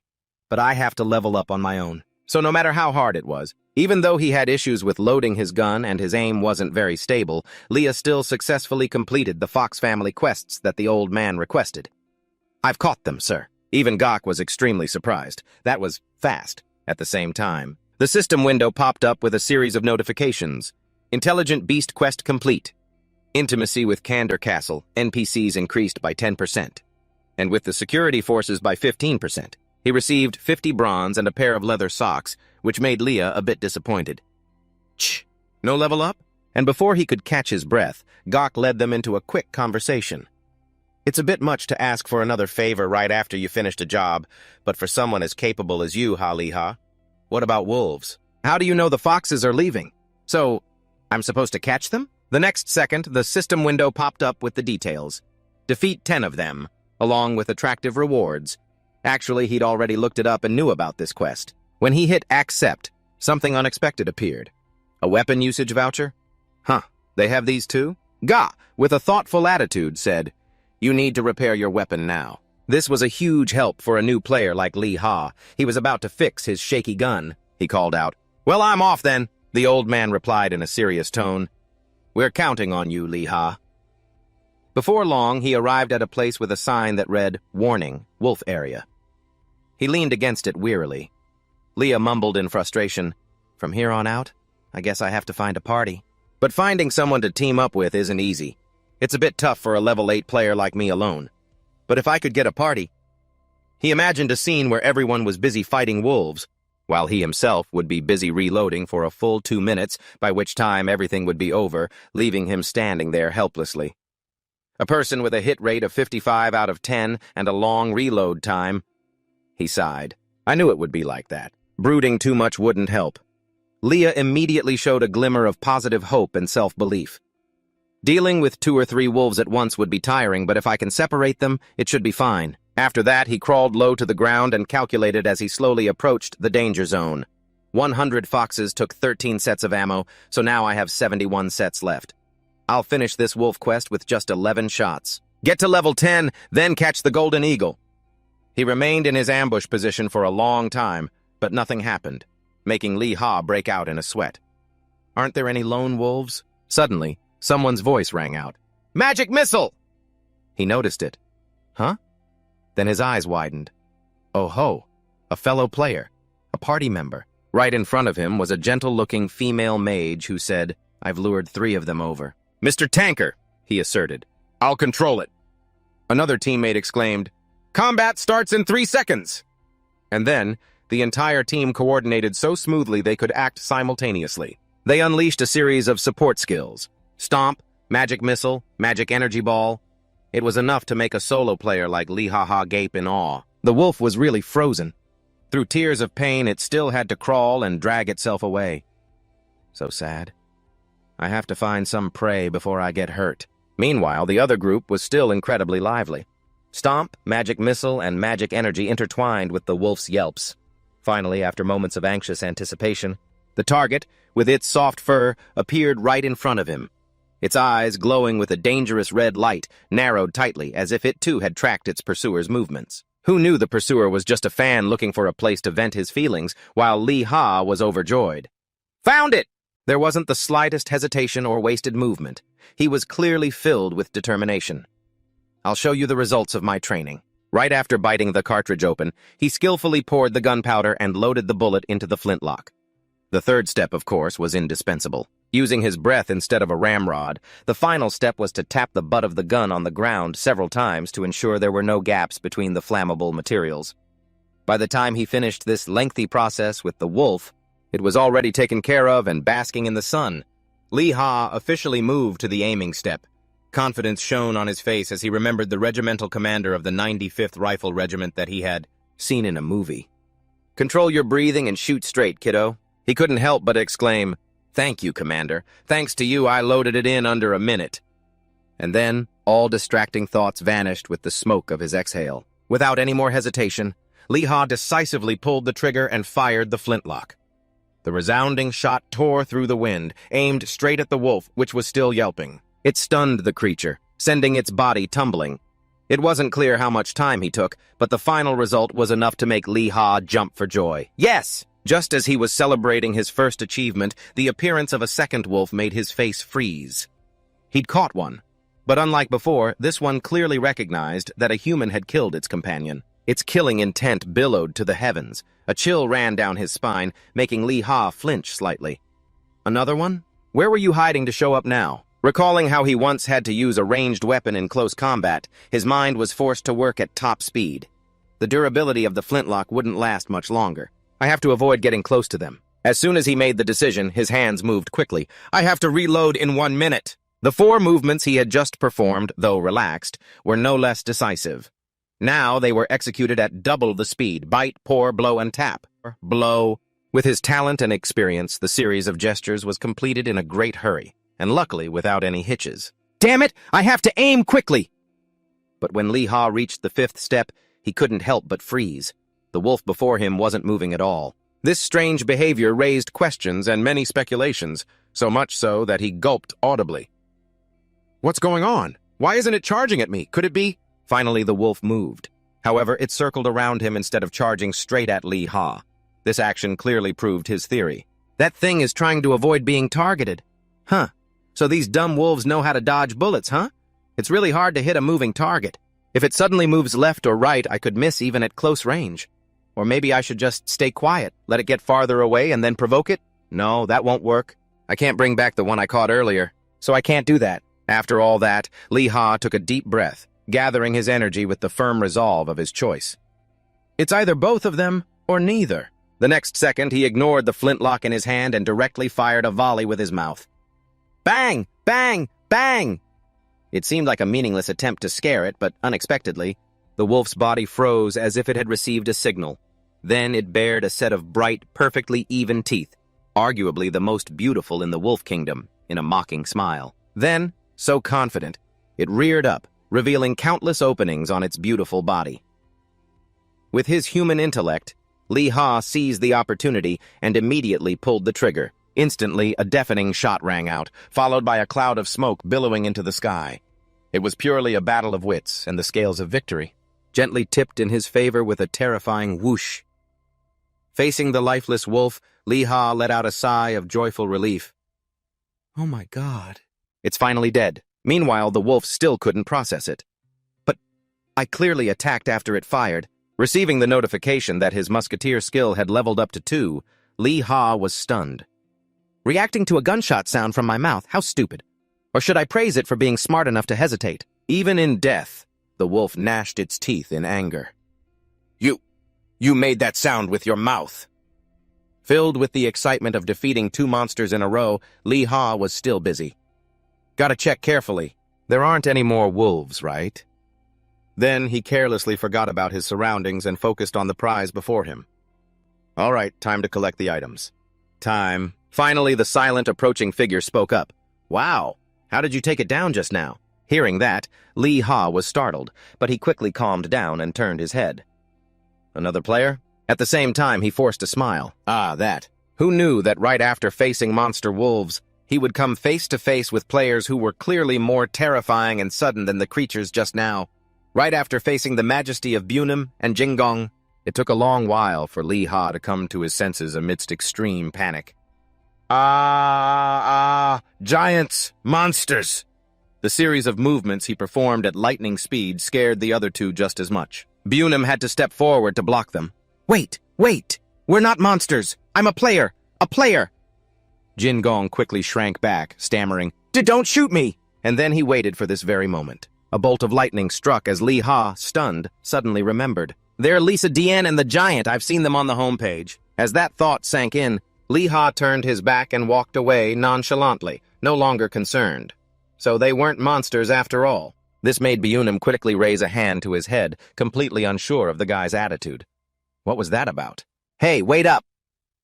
Finally, the atmosphere returned to normal when Lee Ha took the lead, laughing awkwardly. Sorry about that, I thought more monsters had shown up. He, on the other hand, seemed very relaxed. Ha ha, it's no problem. We get mistaken like that a lot. Jingong was a bit slower.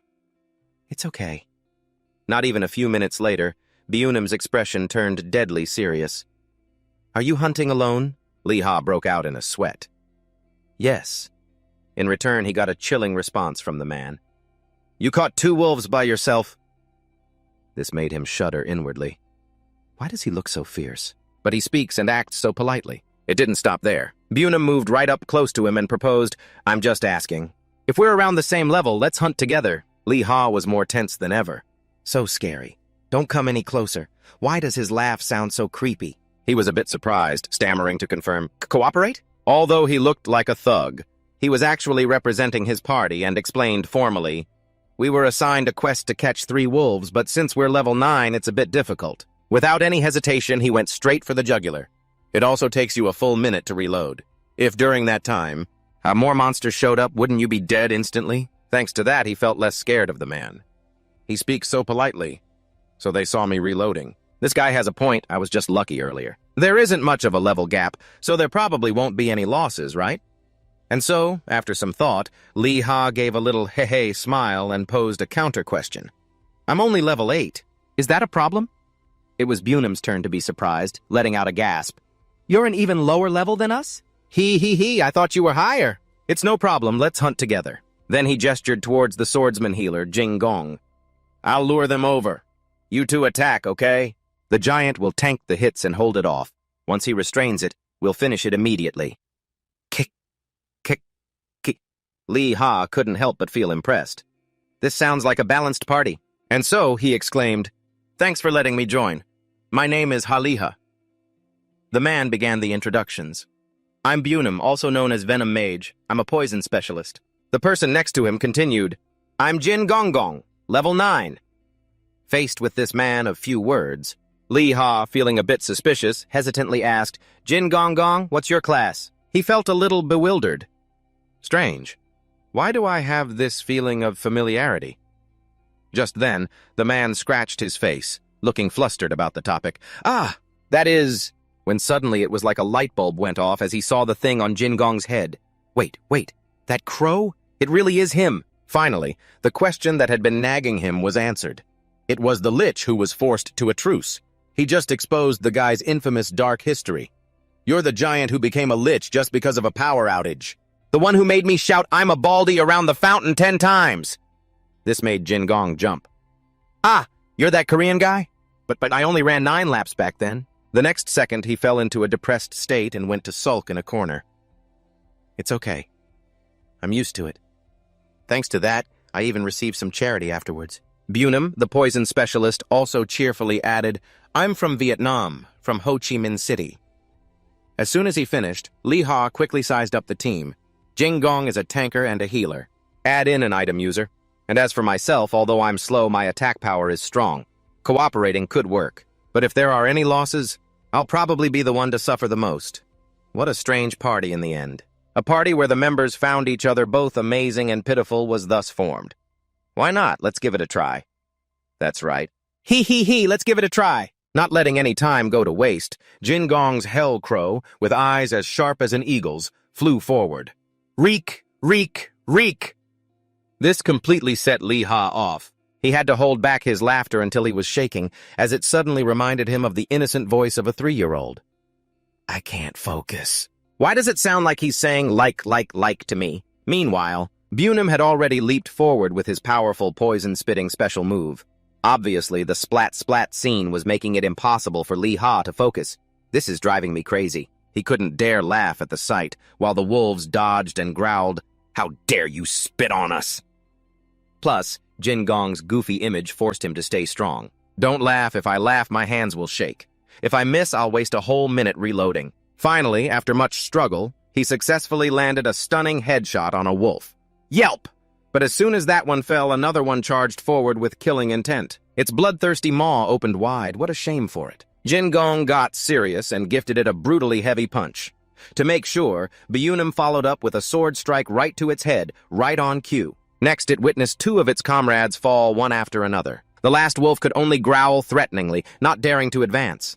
Unfortunately for it, Lee Ha, far in the distance, had already finished reloading his freelock and simply sent it on its way, so it wouldn't have to wonder whether to charge or not. Cha-ching! He successfully upgraded his musketeer skill to level 3, even thinking to himself, my accuracy is pretty good, huh? Immediately after, the notification, "You have leveled up," appeared. Seeing this, Bunam came over excitedly. Hey, congrats on leveling up. Lee Ha replied politely, "Thanks.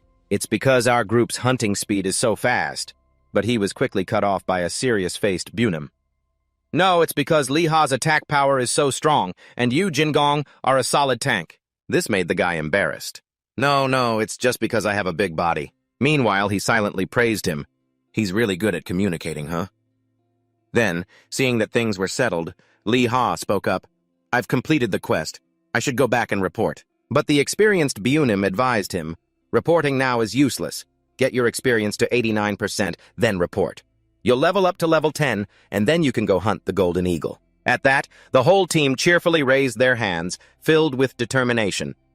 "The three of us don't need to waste time traveling anymore. We can just go straight to the Golden Eagle's location. Let's rank up together." Time passed quickly, and their team's fame soon spread. Ivy Lynn took notice. Hey, look over there, the Misfit Party is here." Clara Joy was surprised. The Misfit Party? At the same time, Jin Gong suddenly let out a roar that echoed to the heavens, then proceeded to prove he was both a tanker and a healer. The real deal himself, he and the Hell Crow both shouted, "Heal, swish, heal, swish!" But Ivy Lynn's group of two just commented, "What is that guy doing?" But unexpectedly, it didn't stop there. Bunim suddenly popped his head up and spat poison at two wolves, further surprising her group. "What else have they got?" Of course, that wasn't all. Lee Ha rose up from the tall grass and successfully sent that pack to the afterlife. Ivy Lynn finally realized, There's a gunman too?" Clara Joy exclaimed, "This is the first time I've ever seen a musketeer." Before long, their eyes were glued to the pile of wolf corpses growing ever higher. They were stunned. "Wow, their hunting speed is insane. They look a bit weird, but they're good, huh? Are they really that strong when they work together?" A series of sounds followed. The scene repeated itself methodically under the blue sky. The bear man gathered them up, and in the midst of the battle, Bunim was truly incredible with every step he took. It was like he was taking a stroll in his own garden. Every time he activated his special move, another wolf would fall. Spit poison. His expression didn't waver in the slightest. Spit poison. With his vast experience, Lee Ha entered a state of automatic reloading, his mind dazed. The party composition is a little weird, but they're a strong group. Meanwhile, Jin Gong praised him. "Hey, lizard guy, you're really amazing." Filled with utter disbelief, the guy slowly posed the question, "How can you move and spit poison at the same time?" He then put on a little show. "You just do it." As a relatively new player, Lee Ha didn't quite get it and had to ask, "Is moving and poisoning at the same time that amazing?" Jin Gong explained, "It's like running while holding a cold glass of water, without spilling it." He was also baffled. How is that even possible? Suddenly, memories of when Lee Ha met the two Lin siblings flooded back. Come to think of it, Lin Huazheng, she could also move and cast skills at the same time, as expected of the world's number 9 ranker. However, he realized there was a clear difference here. His eyes widened. Huh? No, wait a minute. He remembered that Bunim's level was about the same as his, yet his actions made Lee Ha wonder, is that lizard guy using a ranker's skill? After a long day of non-stop work, the group finally gathered in a safe clearing. Jin Gong sighed. "Gotta regain some health." Bunim, still full of energy, said, "You worked hard. How much experience percentage have you gained?" The guy checked and replied, 69%. Despite his lizard face, he proved that handsome is a feeling. Anyway, at level 10 we get the Golden Eagle quest. So we have to get to level 10 first. Let's just focus on leveling up for now. By the time Lee Ha's experience reached 87%, he fell into deep thought. "I read that you need to be level 14 for a party of 4. For a 5-person party, level 12 would be appropriate, but he wants us to give it a shot when we hit level 10. In that case, the 3 of us just need to reach level 10. Can just 3 of us at level 10 really catch the Golden Eagle?" Before he could dwell on it for too long, Bunim cut in. "Shall we continue?" Leah answered instantly, "Yes, sir," while thinking to himself, "There's no way. Maybe I'm just overthinking this." And so, the colors above their heads finally shifted to a vast, starry darkness. A long, grueling day ended with a cheer from him. "Experience points at 88%. He felt both lucky and dismayed. "I'm completely out of ammo." Seeing Lee Ha like that, Jin Gong couldn't help but worry. "I'm only at 28% to level 10. Leveling is getting tough." Bunim, completely unfazed, said, I'm at 42% to level 10. How about we head back to the village and resupply? Just as planned, everyone was close to level 10. No matter what, they had reached their goal. So Leah grinned and said, All right, let's go. After a cheerful and arduous journey, the group finally arrived to report to the guard. Sir, I've brought back the wolf family. Even the guard was surprised to see them. Well, well, Leah, your teammates are here too, huh? What a unique party. At that moment, all of Bunim's calculations had paid off. Judging by Lee Ha's bright expression, yes, I'm leveling up. Now I'll finally hit level 10. But suddenly, a red notification popped up right in front of his eyes, leaving him stunned. Huh? After turning in the items to the guard, the system window immediately displayed a Quest Complete notification, along with the achievement, Honorary Member of the Security Team, and its rewards. Strength, agility, and intelligence all increased by 2, making him wonder, reputation reached 100%? Huh. While he was still excitedly admiring the light enveloping his body, thinking, this is amazing. The people around him began to whisper curiously, what was that effect just now? Wasn't that a level-up effect? In this awkward situation, he awkwardly squeezed his way out of there, moving so fast he didn't even pay attention to the rewards he'd received. So embarrassing. I've got to get out of here. Then he hurriedly said, Excuse me, please, let me through. Seeing this, Bunim called out, Hey, wait for me! Sitting on a patch of grass a short distance away, Leah let out a soft sigh. Since this is the beginner village, everyone's attention is focused on me, huh? Bunim chuckled. Well, it can't be helped. After a moment, his curiosity got the better of him, and he had to ask.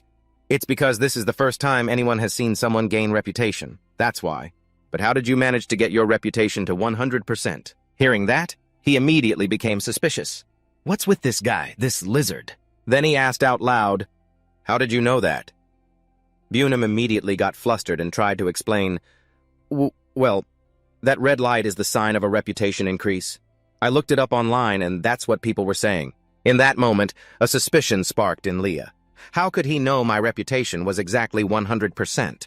But on the outside, he remained nonchalant. Oh, so you can find that kind of information online, huh? Determined to get to the bottom of it, Bunim pressed on. But even if you complete every single quest, reputation only goes up to 60%. So how did you get 100%? He could only scratch his head and laugh awkwardly. I don't know either. Ha ha. Then he suddenly remembered the time he faced the Black Angers, completing that whole quest chain with his skills, that trade-off skill. He felt a sense of relief. All that hard work finally paid off. After a moment of thought, Lee Ha slowly offered a guess. It's probably because back when I was level 5, I was doing the rabbit-catching quest while also doing a lot of other things. That must be why. Jin Gong immediately asked, curious. So other NPCs gave you quests too? As for Bunim, he was so shocked he dropped his weapon. Seeing his reaction, the young man asked blankly, Lizard, what's wrong? He hastily bent down to pick up his item, looking flustered. No, it's nothing at all. Then he glanced over at Lee Ha, full of suspicion. At level 5, he managed to catch the Black Angers? A while later, after exchanging items with Lewis, he could only sigh. It's just as expensive as she said, but if I use that method, I can catch it with just 40 sets. The moment the guard caught sight of him, he called out warmly, Leah, I have one last favor to ask of you. He immediately asked, The Golden Eagle? This took the guard by surprise for a moment. He really is something else, our honorary security member. Leah said enthusiastically, I already know all about it, so please give me the quest. In his mind, the guard was still a bit skeptical. Why is he in such a rush? Despite this, the guard still smiled and gave him the quest. Here it is. The ruler of the Castle Mountain. Looking at the rewards section, he was a little confused, but he hit accept anyway. My reputation is already maxed out, so now it's time to increase my contribution points in the kingdom. As soon as they left the city gates, Lee Ha turned to his teammates and asked, Everyone got the quest, right? Jin Gong looked up and answered succinctly, The crow has eaten its fill. Bunim quickly replied, I'm all set too. He tightened the pack on his shoulder.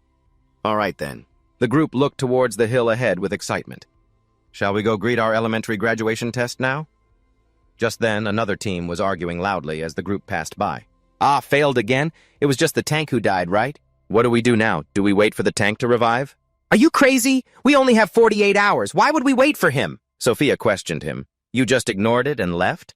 Didn't you learn anything from the wolf-catching mission? Miabel retorted angrily. It was chasing me. What was I supposed to do? Ella J shot back with blame. You're the one who led everyone here. That's why the tank died. Watching this, Lee Ha thought to himself, the atmosphere is so aggressive. The argument seemed endless, with insults flying back and forth, no one willing to back down. Is that how you talk to me? Where do you live, huh? What about it, you bastard? A simple sorry would do? He just sighed to himself. Instead of fighting, they could just find a new teammate. After walking a bit further, a man's booming voice rang out. Come over here and check out my items. Players gathered in a bustling crowd, like a marketplace had opened in the middle of the field.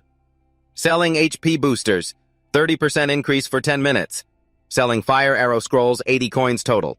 Selling 25% recovery items. Looking for a strong tank. I'm looking for a magic user to team up with. Seeing this scene, Lee Ha was a bit shocked. It's so chaotic. Bunim calmly explained. If a party has a bad composition, they need to be fully stocked with items. That's why. Jin Gong, however, burst out laughing. Isn't our party the one with the weirdest composition? Ha ha ha. Hearing that, he suddenly remembered the scene from before and felt a pang of worry. Those people who were arguing, they were also a party of 4. The tank died. They had a defender, an attacker, and a healer, but they still failed. Do the 3 of us have enough firepower? With that concern in mind, he voiced a suggestion. Hey, should we find another teammate? But Bunim immediately shot it down. Who would want to join this party, huh? This level 10 composition already looks like a total mess. Faced with that reaction, Lee Ha just lowered his head in thought. I can only use that method when we're right in front of the boss.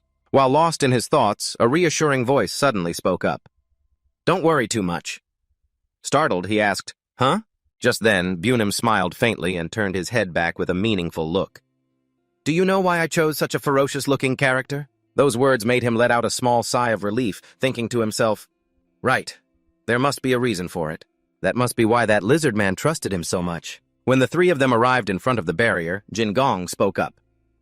Well, now we're putting our faith in you, Lee Ha. Let's go in. Bunim also chimed in, we're counting on you. This made him feel a slight weight of responsibility pressed down on his shoulders, but he still gritted his teeth. Well then, shall we go? Meanwhile, on Hua Yan's side, she was bracing herself in the middle of a battle. It's getting intense. A terrifying roar echoed from the distance. Vicious wolves with blazing red eyes tore through the wind, charging straight at them. At that moment, Hua Zhong suddenly stepped forward to block them, her hand raised resolutely. Get out of the way, sis. Then, she swirled a cold aura tightly in her palm and cast the freezing fog skill. In an instant, all 3 wolves were turned into cold, gray blocks of ice, standing frozen amidst the thick fog.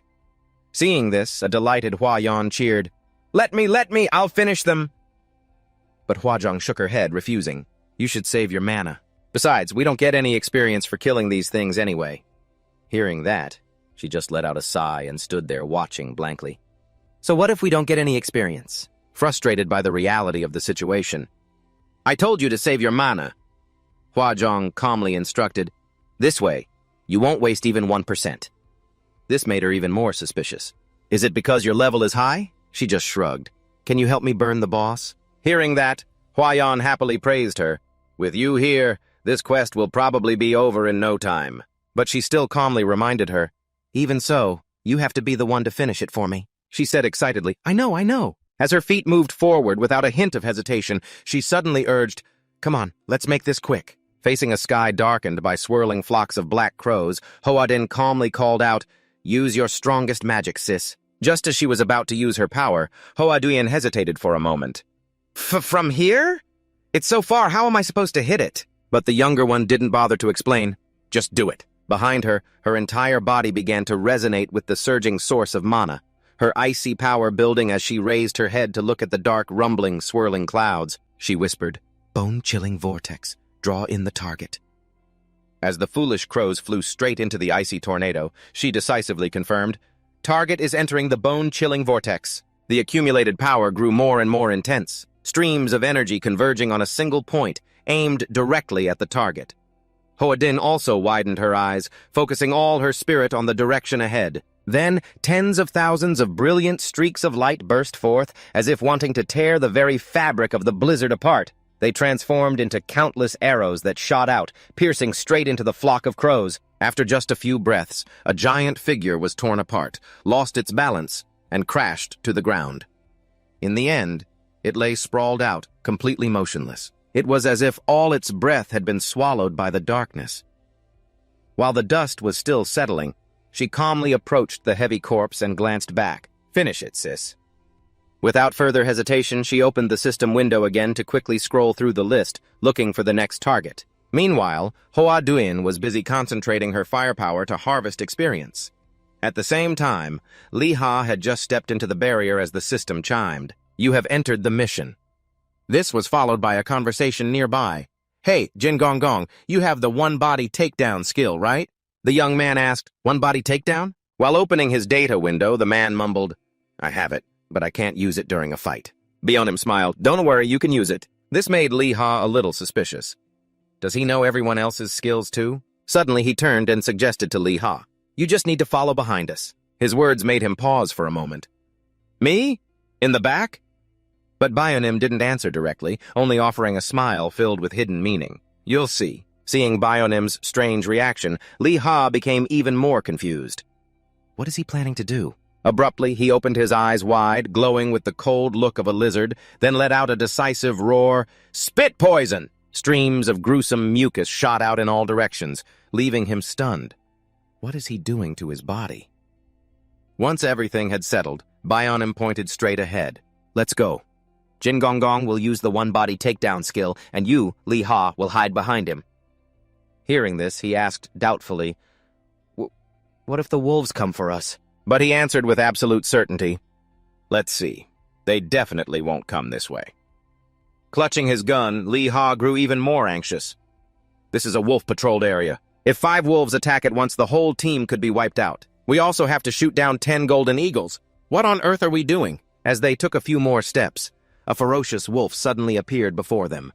"They're here," Li Ha immediately reported. "Lizard guy, there's a wolf up ahead."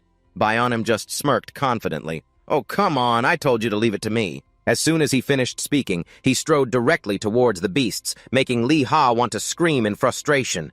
"What the hell are you doing? Why is he going out there?" he wondered. "Are we supposed to run away while the wolves eat him?" But despite the panicked calls, he didn't even look back, slowly approaching the monsters step by step, getting closer and closer. They began to smell the strange scent emanating from his body. Bionim was prepared, noticing they weren't having any aggressive reactions. He then flashed a sly grin. "KKK, I knew it would be like this." In contrast to his calm demeanor, Li Ha, hiding behind Jin Gong, stammered, "What do we do?" Meanwhile, Bionim continued to gaze at the pack of wolves with amusement and slowly explained, "Google made the AI so realistic. The wolves will see us as their food. But they won't touch food that would kill them, right?" As he spoke, he wiped a layer of leftover mucus from his body and emphasized, "Besides, I have a certain level of poison resistance. Now you see why I chose this race, don't you?" He didn't stop there. Bionim conveniently started an on-the-spot practical lesson. Because he's using the one-body takedown skill, Jin Gong Gong looks like a tree, and Li Ha is shielded by the poison scent, so they'll have a hard time noticing you. Hearing this, Li Ha couldn't help but be impressed. So that's it. He's using his race's resistance values. He knows the exact skills and classes of others. He's a player who targets loopholes. Then he found the weaknesses and similarities of others. He couldn't help but ponder, Google must have collected data on real-life transformative abilities. So this is how it's shown, huh? Is something in the sky distracting you? Why is there a black crow? Is it part of the game's background? Aigu, their target is us. It even put away its melodious voice. "Come with me, master." Just then Jin Gong froze as he realized, "Oh, right." Seeing this, the wolves' fur bristled. Fierce glints of light flashed in their crimson eyes. The scene instantly descended into chaos. "Hey, Jin Gong, the Black Crow. The Black Crow. Tell it to come back. Come back, come back. Tell it to come back." But who would have thought it would happily glide away? I'll go on ahead. While everyone was still unsure of what to do, the pack of wolves quickly found their prey in the direction the crow flew and headed straight for them. They had just escaped danger, and now they were surrounded again. This infuriated Bunin. If I'd known, I would have hidden that crow. In front of them was a dense pack of wolves, baring their teeth greedily. Li Ha could only swallow nervously and mutter in terror, So There are more than 20 of them. Jingong adjusted his clothes, a guilty look on his face. I'm sorry, everyone. This is my fault, so I'll take responsibility while I hold them off. Everyone, run to the entrance! Hearing this, Bunin turned back and forth hesitantly. Thank you, Jingong. But the young man shook his head, refusing. No, it's my fault. Don't worry about me. Get in there. Find more defensive players and complete the mission, okay? Then he bravely stepped forward. Well then, see you all in 48 hours. Watching this, Lee Ha gritted his teeth, a feeling of unease rising within him. Still, I can't just let you die like this. We only just started playing together. There must be something I can do. The young man, however, looked flustered. You mean well, but you don't have to worry about me. But Bunin seemed to ignore him. What are you talking about? Don't worry about a thing. Only Lee Ha was muttering continuously under his breath. What's close to reality? What's close to reality? Then he thought, if we find a loophole in the system, wait a minute, could it be? At this thought, he suddenly shot up and stopped him. Jingong, don't attack them! The young man looked worried. If we wait any longer, the wolves will attack first. Even so, Lee Ha said bluntly, it would be a shame for us to part ways like this. He clearly had an idea and declared loudly, we live together, we die together. At this sight, Bunin stared, confused. Do you have a plan? A musketeer can only shoot one of them. However, he didn't say a word. That silence only made the suspicion in Bunin's mind surge violently. What is he doing? Did he just put in 2 bullet pouches? Overcome with anxiety, he quickly tried to stop him. We're already out of ammo and you're... But Lee Ha paid him no mind. It's fine.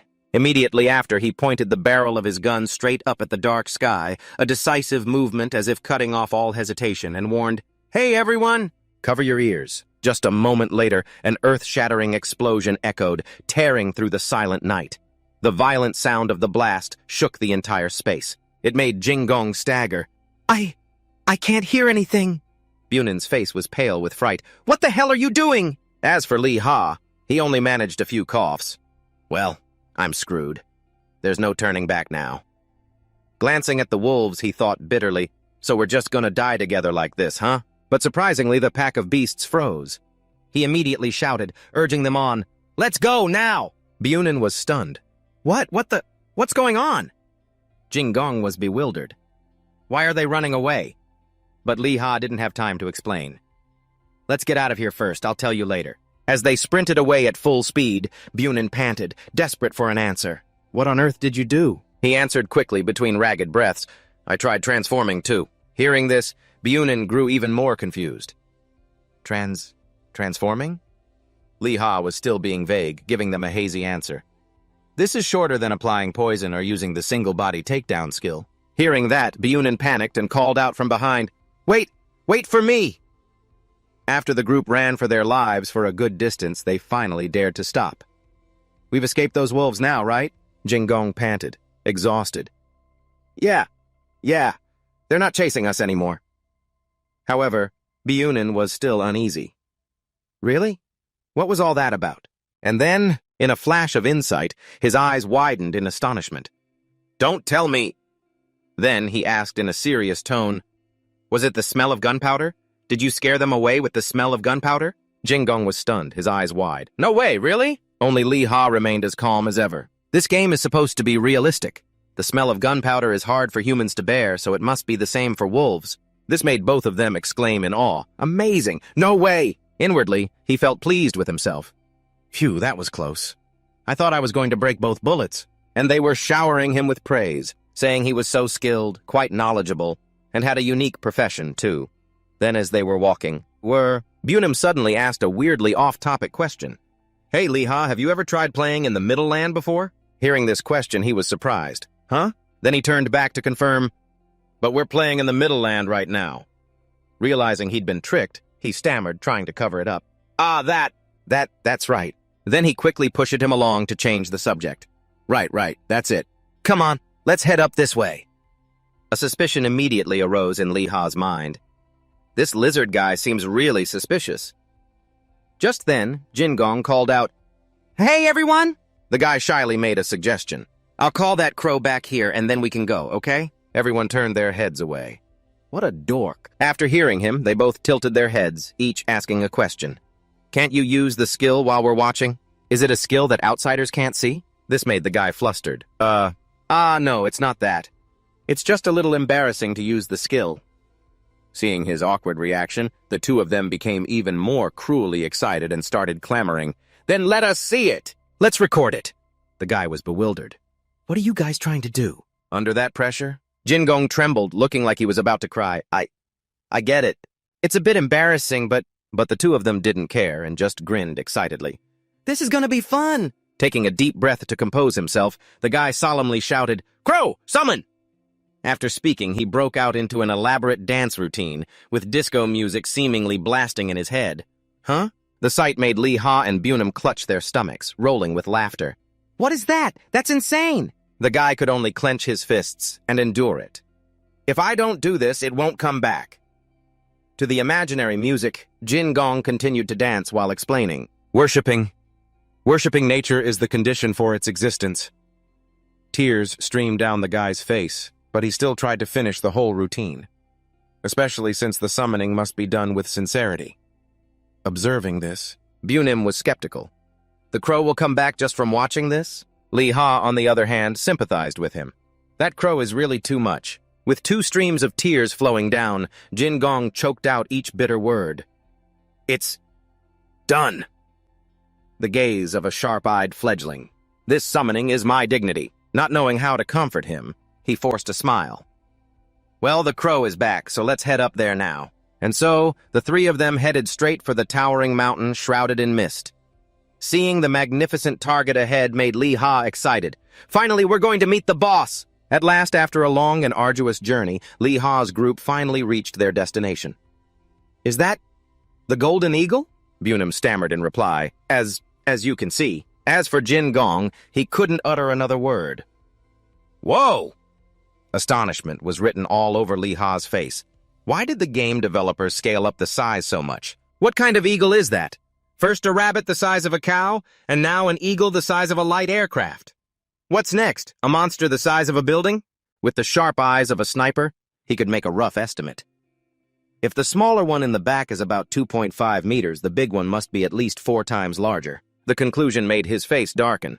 In any case, that's over 10 meters long. Bunam and Jin Gong discussed their plan. I'll go scout it out now. I've already told you about its attack pattern, right?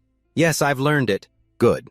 At first, they'll land and attack us. If it manages to grab Ha-Liha, it might just rip his shoulders off. Be extremely careful. This made the other 2 break out in a cold sweat. How many lives is this game going to cost me? But it didn't stop there. Bunam slowly emphasized, after that, they'll stay up high and let out a loud screech. If you get hit by the sonic wave, just imagine you have a bone stuck in your throat. Lee Ha was startled. They eat you alive? Jin Gong asked. When I'm in the tree, I should also prepare to attack, right? In return, he got his answer. Yes. If their health drops below 30%, they won't be able to fly anymore and will attack on the ground. The Golden Eagle's eyes gleamed. All of you, just die! Next, Bunam continued with the plan relentlessly. At that point, Jin Gong, you must use the marble skill no matter what. If you're still alive by then, I'll start by drawing the attention of the smaller birds.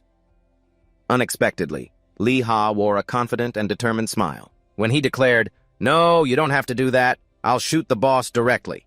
It startled the other guy immensely. You want to shoot first? He calmly replied. Yes. But Bunam insisted on sticking to the plan. If I lure them back in groups, it's safer to take out the small ones first. Lee Ha shot back. Are you sure that's safe? This confused him. If we lure them one by one, we should have enough strength to catch them. How is that dangerous? Jin Gong also wondered. The distance is too great. How can you possibly hit it? To save time, Lee Ha decided, let's see. The estimated distance is... Finally, he answered with a very nonchalant expression.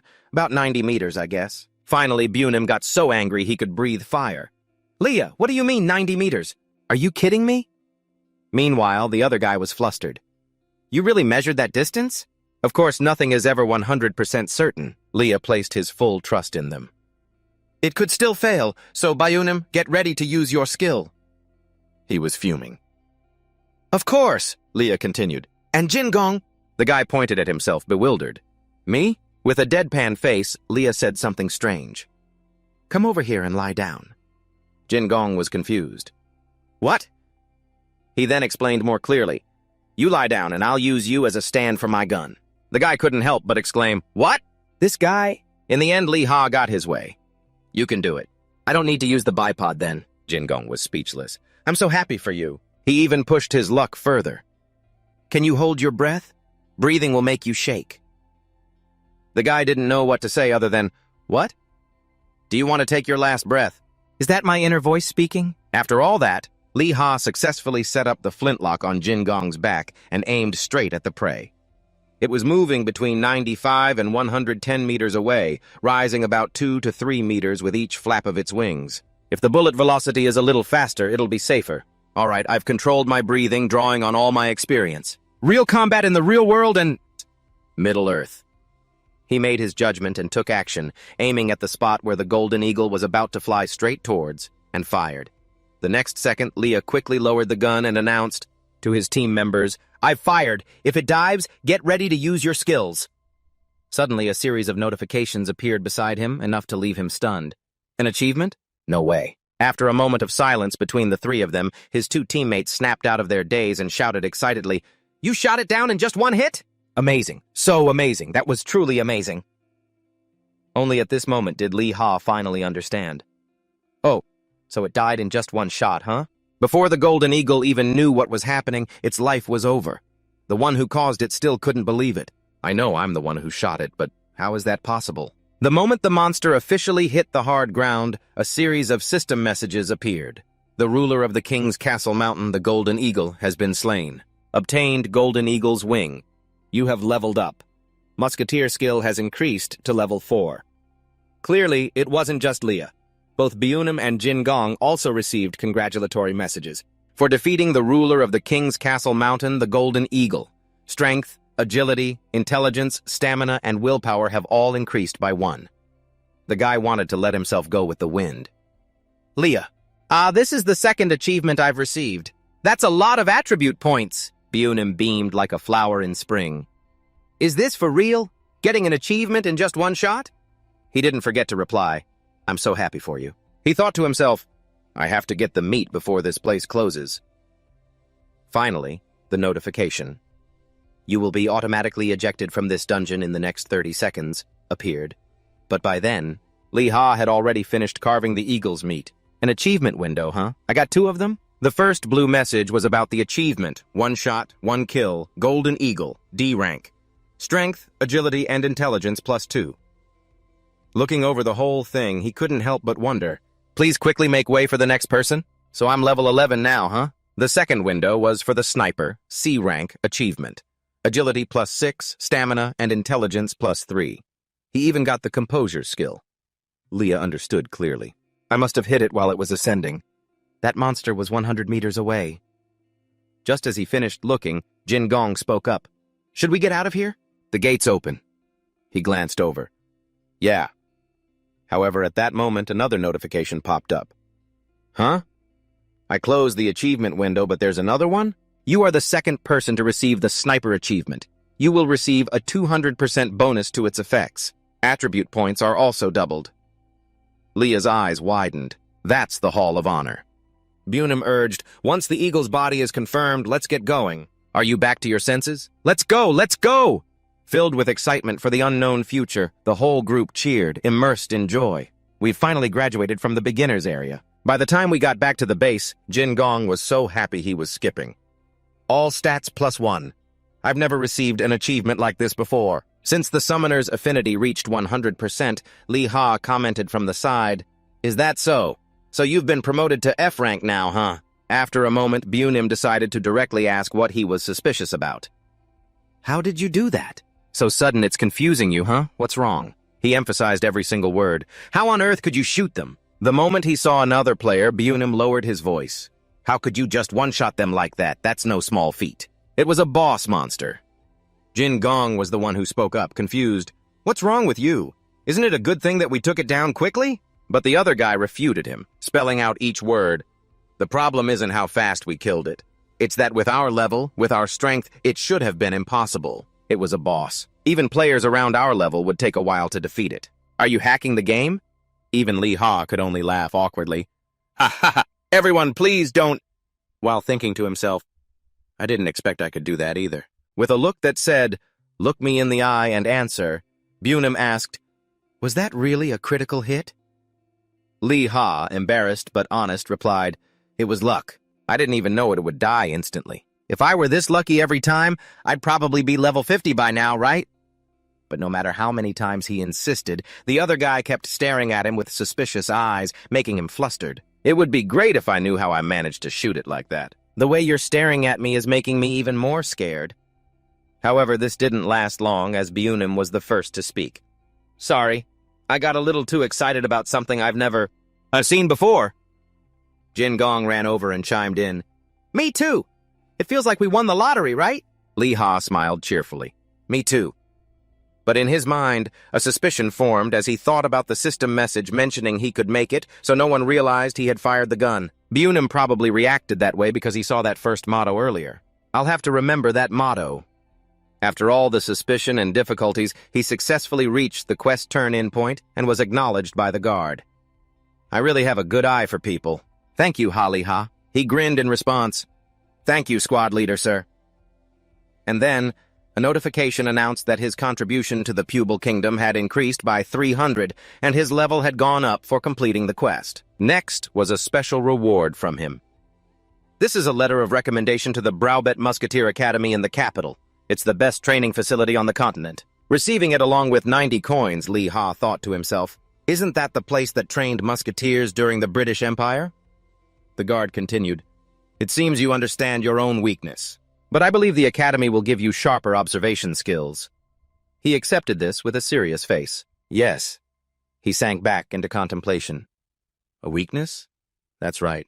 I received the title Knows Own Weakness, so that's why he said that to me. Does that mean there will be more achievements? Suddenly, the guard hesitated slightly. Lee Ha. The guard's next action stunned him, pulling him out of his thoughts instantly. He couldn't help but be startled by the sudden intimacy from an NPC. What the? It was as if he used all his strength to pull Lee Ha into a hug. Thank you so much for everything.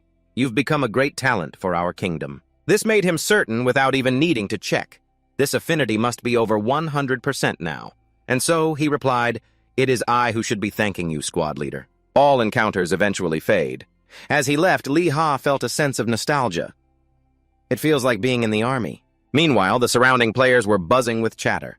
What was that just now? NPCs can hug you? That's the first time I've ever seen that. Was it a free hug? Ignoring them, he focused on his two companions. Where are you guys heading next? Jin Gong and Bunim answered one after another. My next destination is the Jade Forest of Six Treasures. It's a training ground for druids.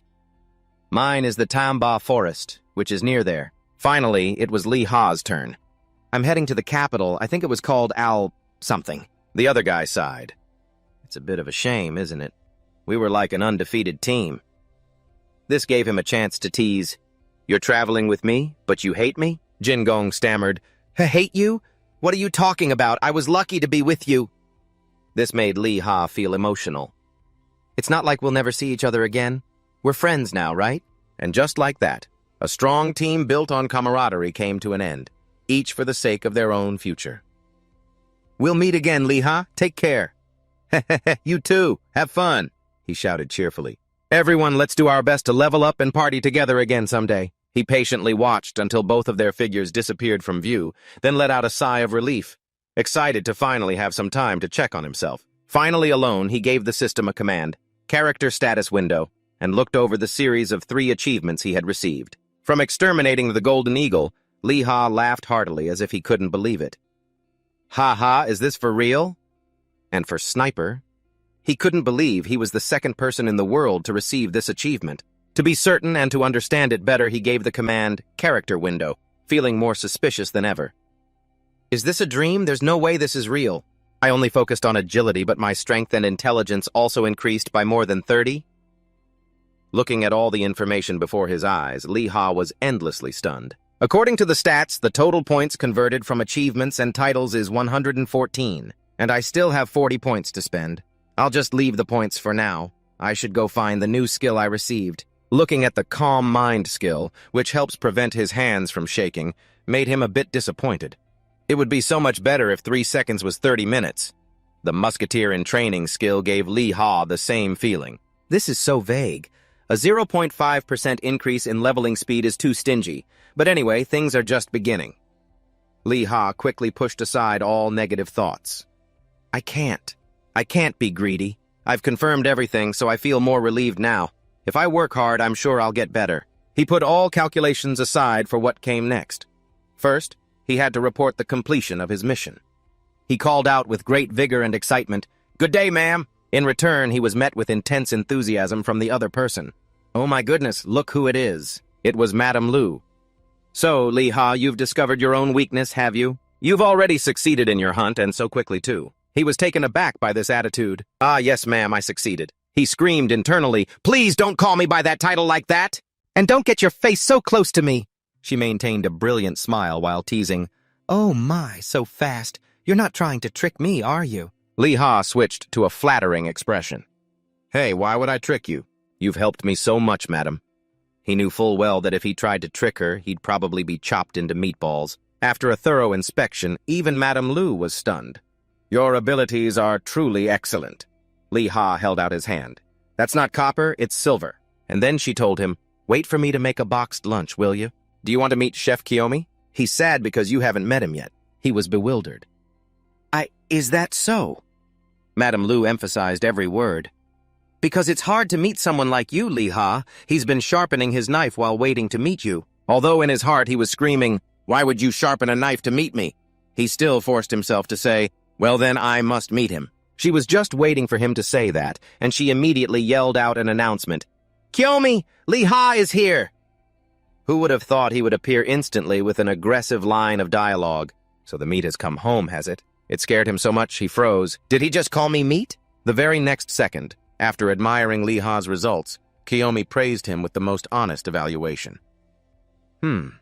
Very good. It was really worth the wait. This is high-grade meat. His face turned extremely pale.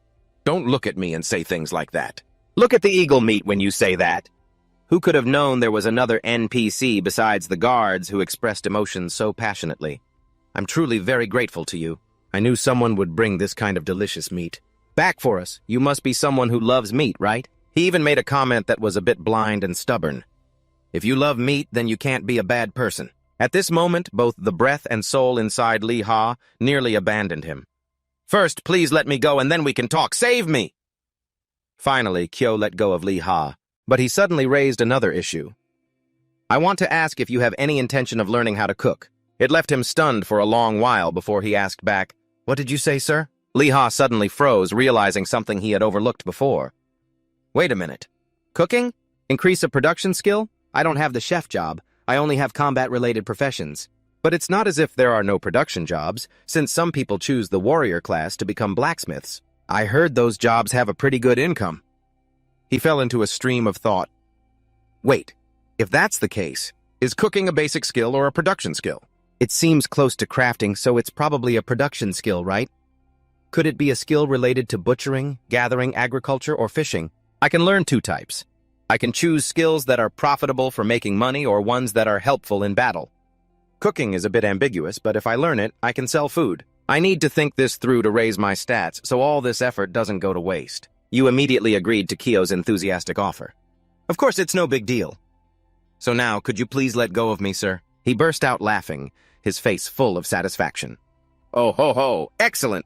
A wise choice indeed. The one-day practical mini-cooking class. You have to confirm your participation, right? His intuition screamed a warning, a bad feeling rising in his gut. Participate in... what? Kyo's voice was divine again, as if preaching a doctrine. Cooking is creation. However, creation begins with the basics. Ha ha ha. It's only a one-day class, so it's going to be busy. Seeing the quest details appear, Leah finally let out a sigh of relief. Well, it's a game, so I guess I can learn it in a day. Just one day. I thought it was going to be every day. The man's expression suddenly became much more serious. All right, I'll stand by your side and assist you. Leah was bewildered. Assist me? Kyo's voice was firm and confident. Isn't the fastest way to learn cooking to just cook? I will enthusiastically teach you. Leah started to get a little interested, smiling slightly. All right, I'll give it a try. A moment later, while slicing ginger, he recalled his time in the army. I worked in the kitchen for quite a while during my 5 years of military service. I'm a decent cook. If it's just simple dishes, there's no problem. Besides, it's just for one day, so it's fine. The old man immediately noticed his distraction, pointing and shouting his lesson. What are you hesitating for? When you peel it, peel only a thin layer. Start by scaling it before you peel it. What are you doing? You've ruined the meat, haven't you? Should I cut off your finger as an example? What is this garbage? It all turns to crap after you eat it, so did you decide to just make crap from the start? Is this you doing your best? You don't need to do your best, you just need to cook well.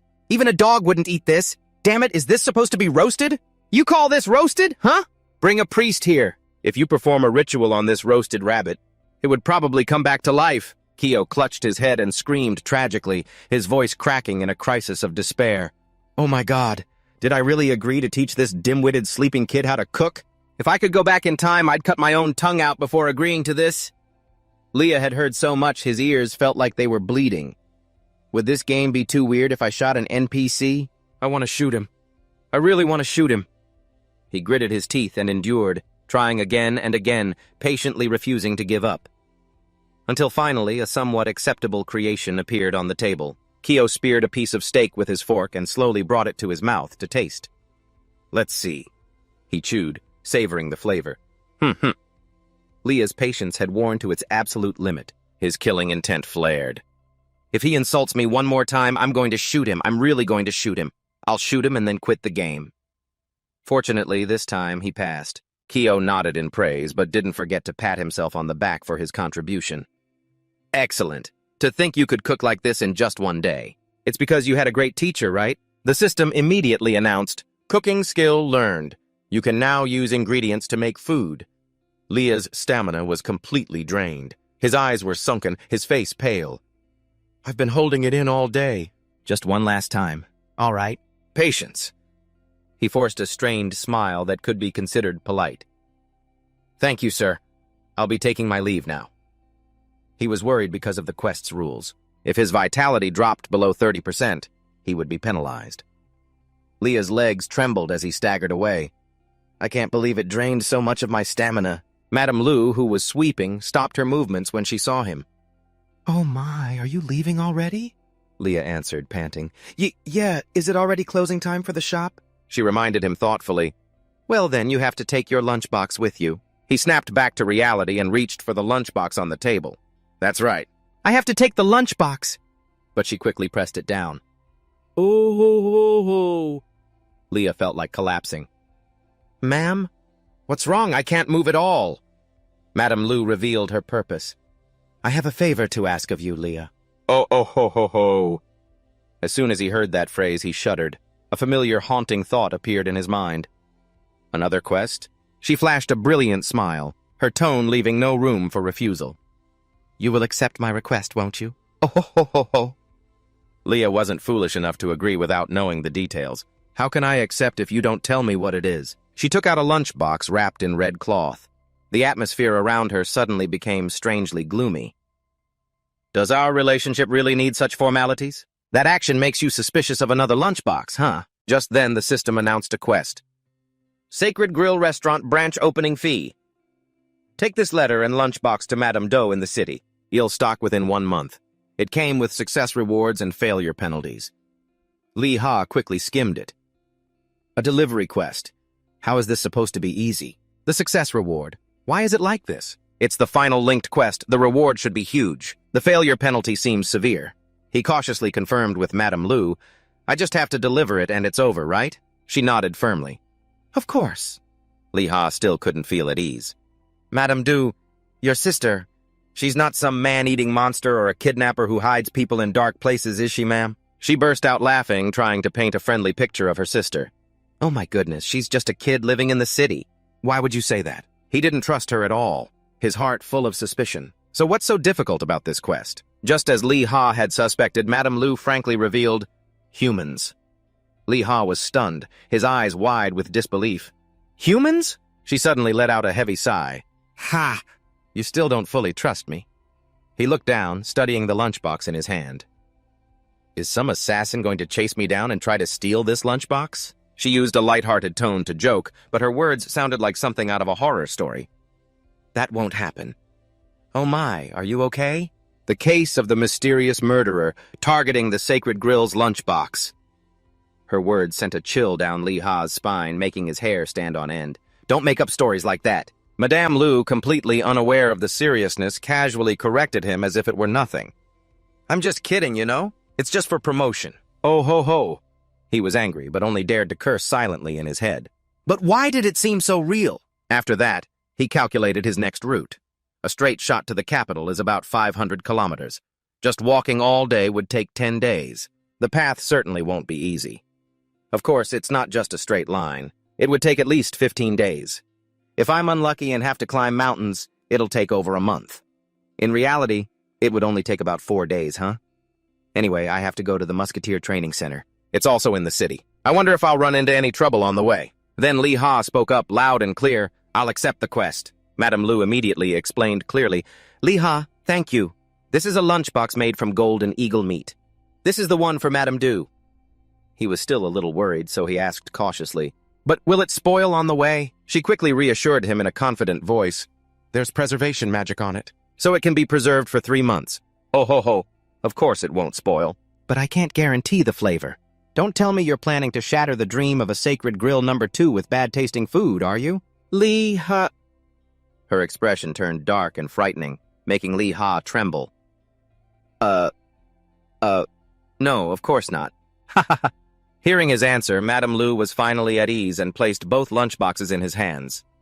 I'm counting on you. Oh ho ho. He could only manage a forced laugh. Yes, ma'am. And so he began the unpredictably dangerous quest.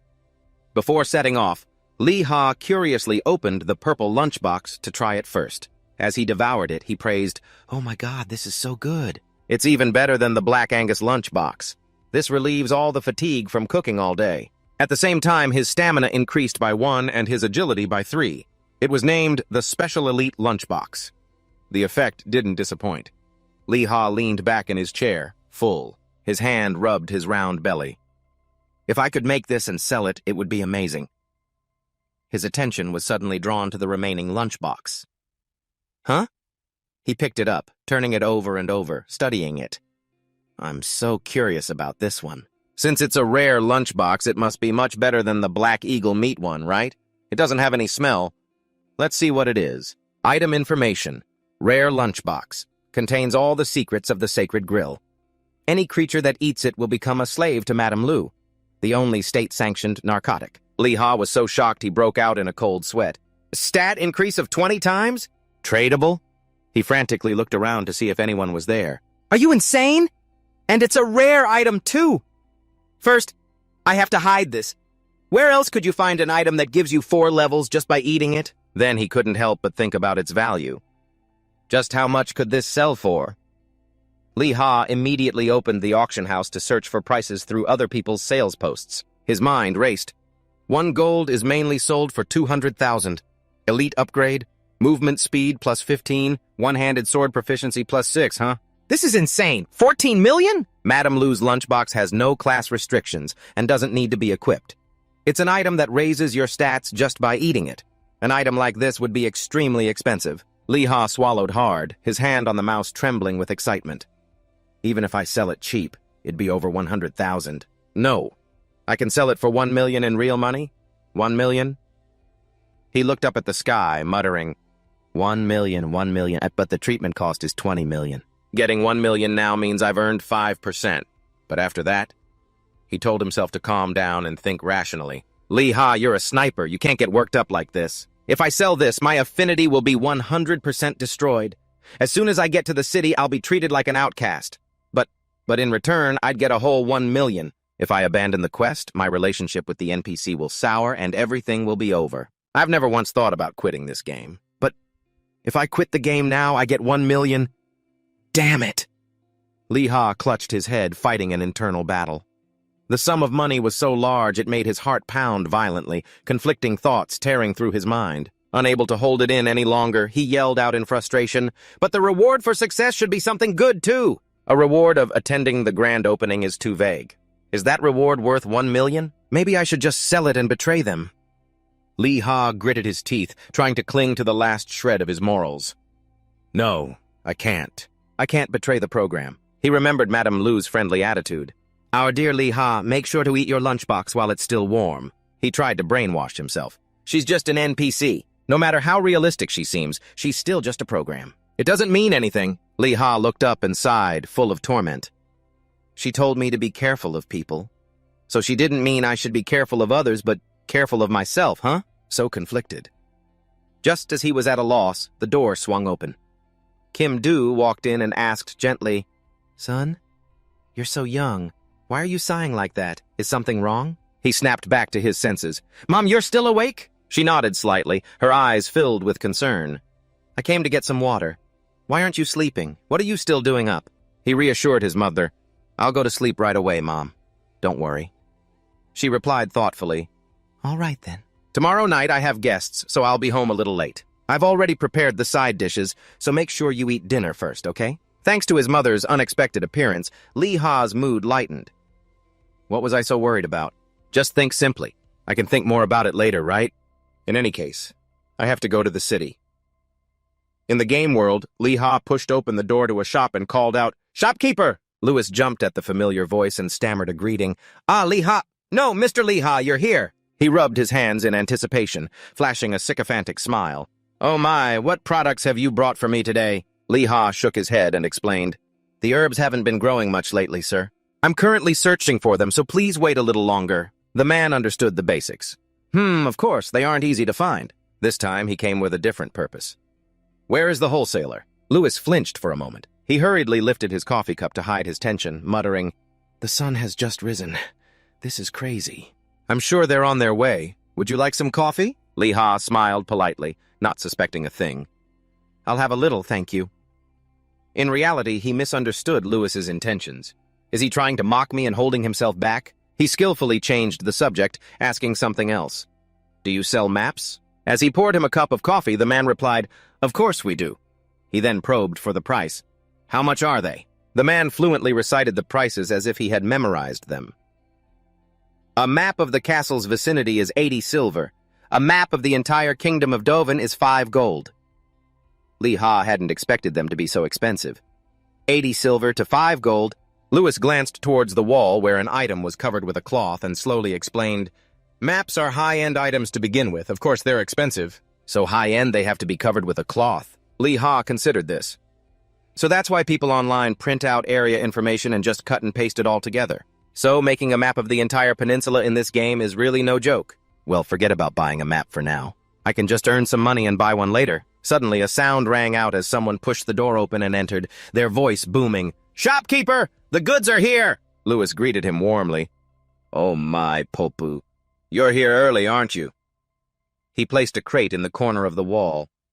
"I heard you were going to introduce someone to me today." Papu turned his head, flashing a radiant smile with teeth so white they were dazzling. "A merchant can't be late for an appointment, so I came early." Leah quietly faced him, his eyes glancing over, silently sizing the other person up. "So this is the guy, huh?" Though they had just met, the two shook hands amicably. With trusting eyes and relaxed smiles, they completed a transaction in just a few short sentences. "You seem to be the important one." "Hello, I'm Lee Ha." "I'm Papu. I heard you're buying a lot of bullets. I just want to buy them at wholesale price, with delivery included. From now on, I'll be sure to deliver them carefully. I'm counting on you." In contrast to their cheerful atmosphere, Louis stood to the side, arms crossed, filled with anxiety and unease. Papu carefully confirmed the request one more time. "How many do you need?" "I brought 500 sets for now." Hearing this, Lee Ha was stunned. That many? No matter how you slice it, even at wholesale, 500 sets is over 50 silver. A panicked Louis jumped between the two, interrupting in a stuttering voice, Hey, I need to rearrange things a bit, so could you wait over there for a moment?" But before he could push him away, a confused Papu mumbled, "But it's only a few silver." Lewis's movements instantly froze, his whole face twitching with a guilty cramp he couldn't hide. Without hesitation, Lee Ha instantly moved in front of him. "How much is it?" He honestly quoted the price. "1 set of explosives is 4 coins, and bullets are 1 coin. Lee Ha's eyes turned cold, looking at Lewis as if he were a dead man. 4 coins, and that includes delivery?" He stammered, trying to make an excuse. No, that's..." His expression became incredibly fearsome as he closed in menacingly. "And you were going to sell them to me for 15 coins? Breaking out in a cold sweat, he explained tremblingly, No. That's not it. I have to make a living too." Without a shred of hesitation, Leah opened the door to leave, tossing out a cruel remark. Go find the herbs yourself. Let's see if you get bitten to death by a rabbit. Louis collapsed to his knees, grabbing his leg and wailing desperately. Leah, wait. I'm sorry, I'll compensate you with something else. Just please let it go this time. Leha glared at him murderously. Something else, huh? The man nodded his head frantically. Yes, anything. Gaining the upper hand, he sat down leisurely, crossing his legs on a chair and asking, Do you have a musket? Louis looked troubled. That's at the weapon shop. He continued his demands. What about armor? He still found an excuse. That would be at the tailor shop. Rings and necklaces are at the jewelry store. His tone was laced with ice. You said you'd compensate me with anything.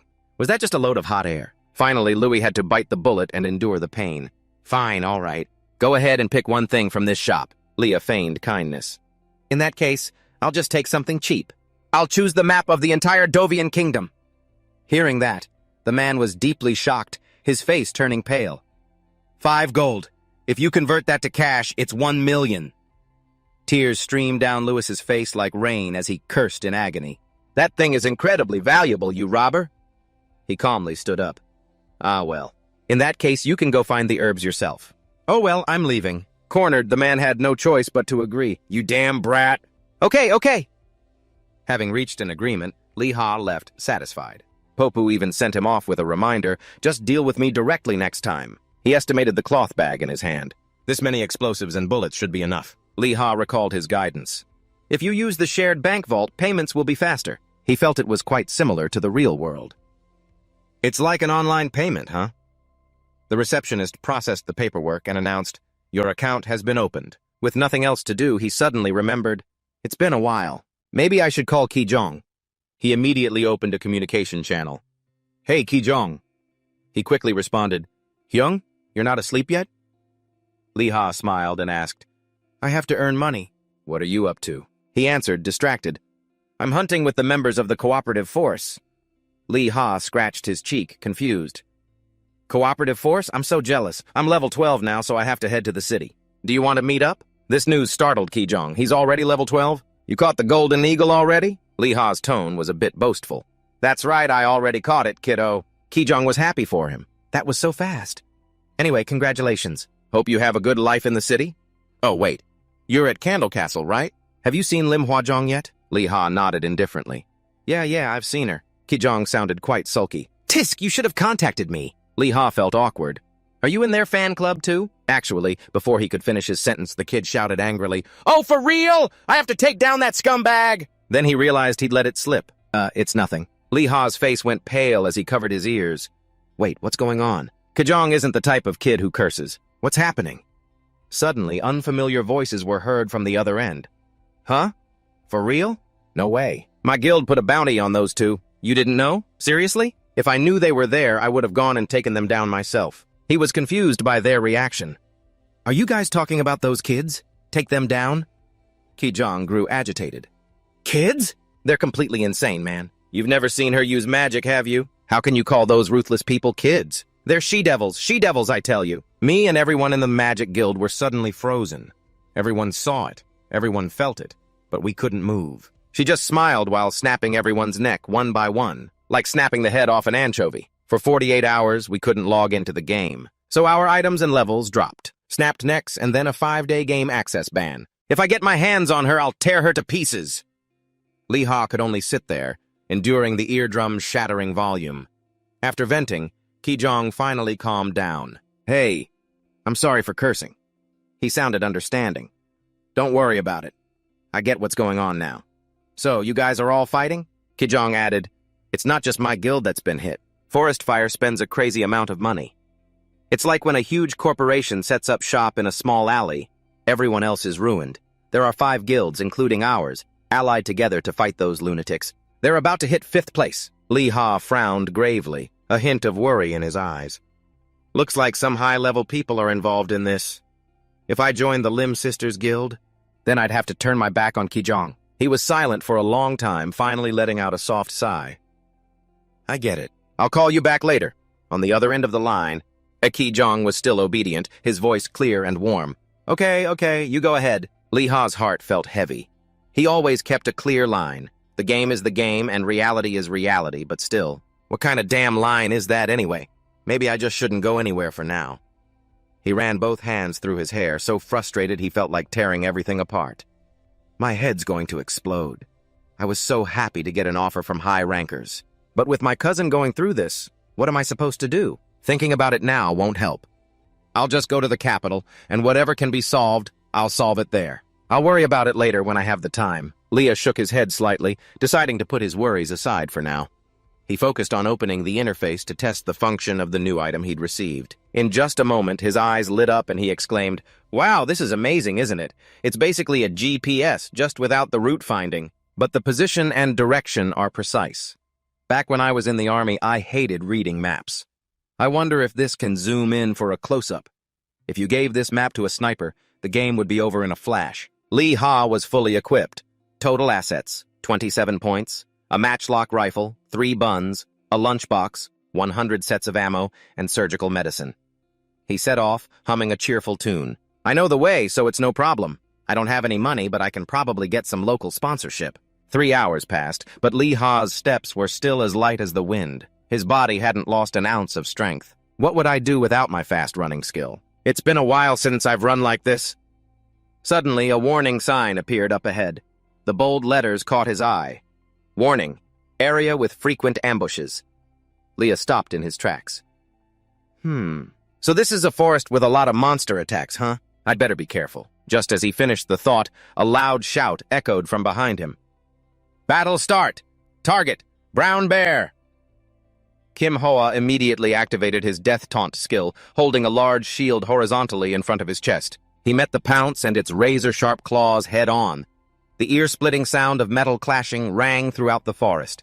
The bear, enraged, let out a deep guttural roar, its blood-red eyes glowing fiercely. It looked ready to tear apart anyone who dared to invade its territory.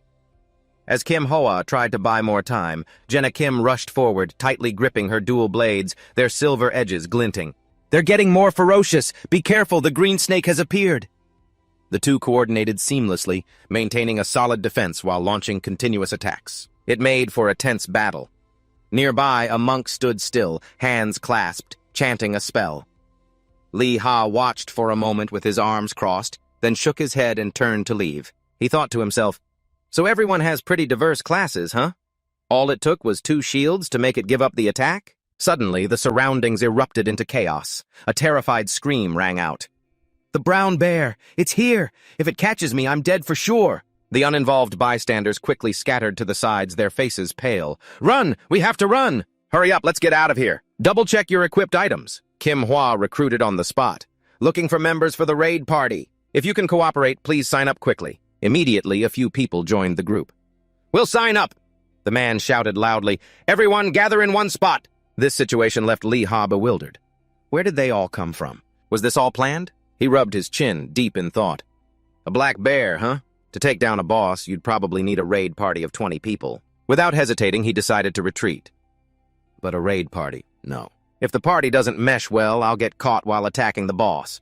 Better to just give up quickly. But for a bear hunt, they've already got a tank and melee DPS, so it doesn't really affect me, right? That guy was still shouting his head off.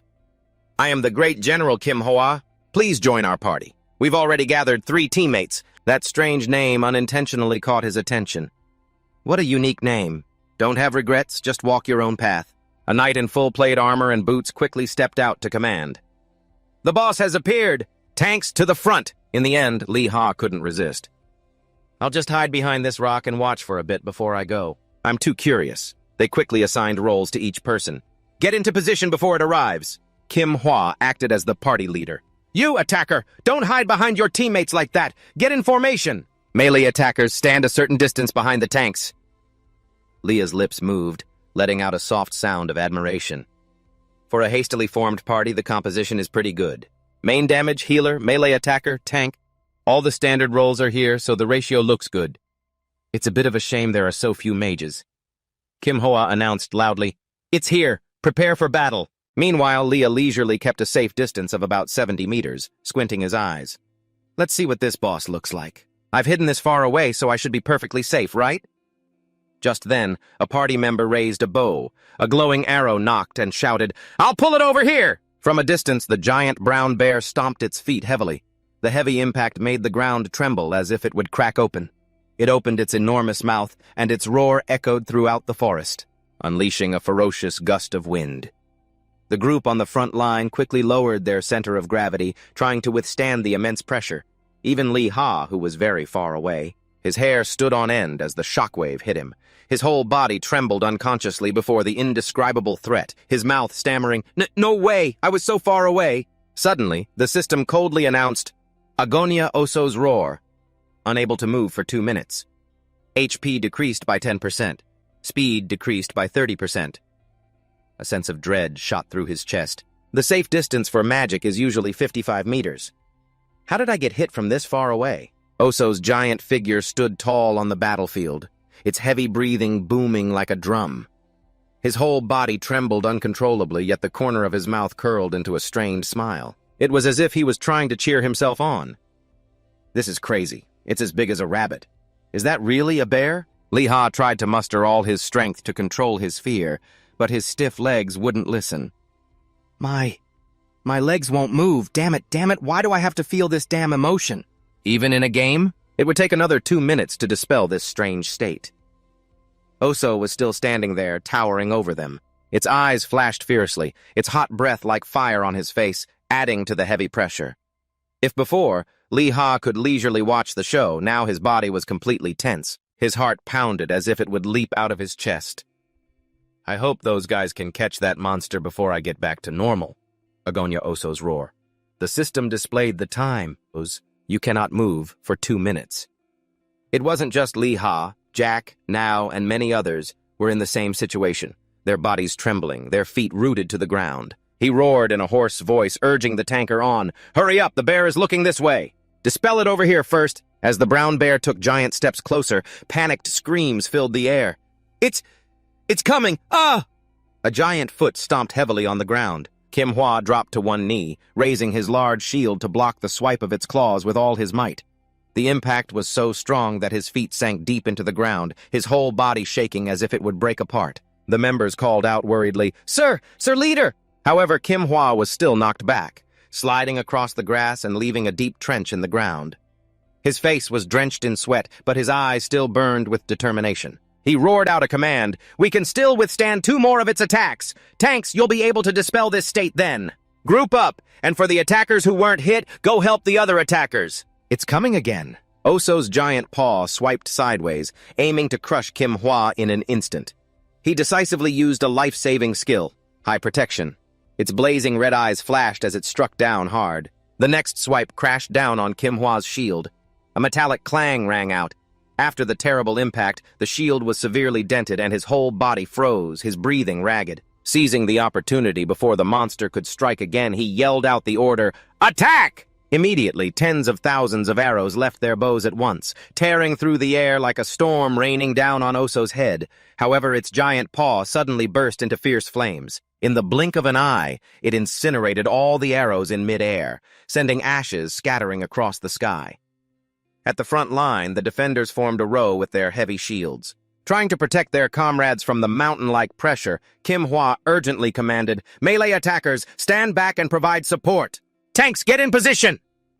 While the battlefield was suffocatingly tense, 2 long minutes finally passed, and Lee Ha's penalty was lifted. He happily moved his arms and legs. "Oh! If they play their cards right, they should be able to catch it, huh?" Over on the other side, everyone was still fighting without a moment's rest. "Leader, I need time to cool down. Next group, move up!" He peeked out from his hiding spot. Looks like everyone's less tense now. Naya and Sun stood leisurely outside the battle, observing and chatting with Lamia. At this rate, they'll catch it in no time, right? Lamia, her hands still moving gently to maintain her support magic, joked back, "Should I record a video? A raid video like this could earn some good money." In stark contrast to their leisure, Kim Hwa was on the front line, sweat pouring down his face. "Everyone in the back, prepare your spells. When its health drops below 20%, we'll hit it with everything at once. If we don't, it'll use a different effect, and that'll be dangerous." The 2 who were called out pouted, looking annoyed.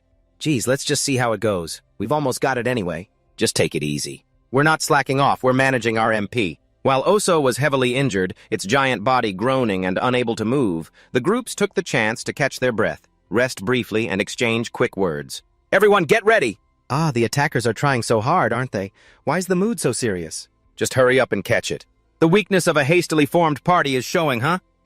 Kim Hwa clenched his fist, activating all the remaining power in his shield. His shout echoed across the battlefield. Everyone, get ready. 21% left. Oso's giant claw tore through the air with lightning speed, slamming straight into the shield. He gritted his teeth, his body tensing up to withstand the fierce impact. From behind, an arrow whistled through the air. It lodged itself straight into the beast's shoulder, making it roar in pain. Immediately after, intense flames erupted from beneath its feet.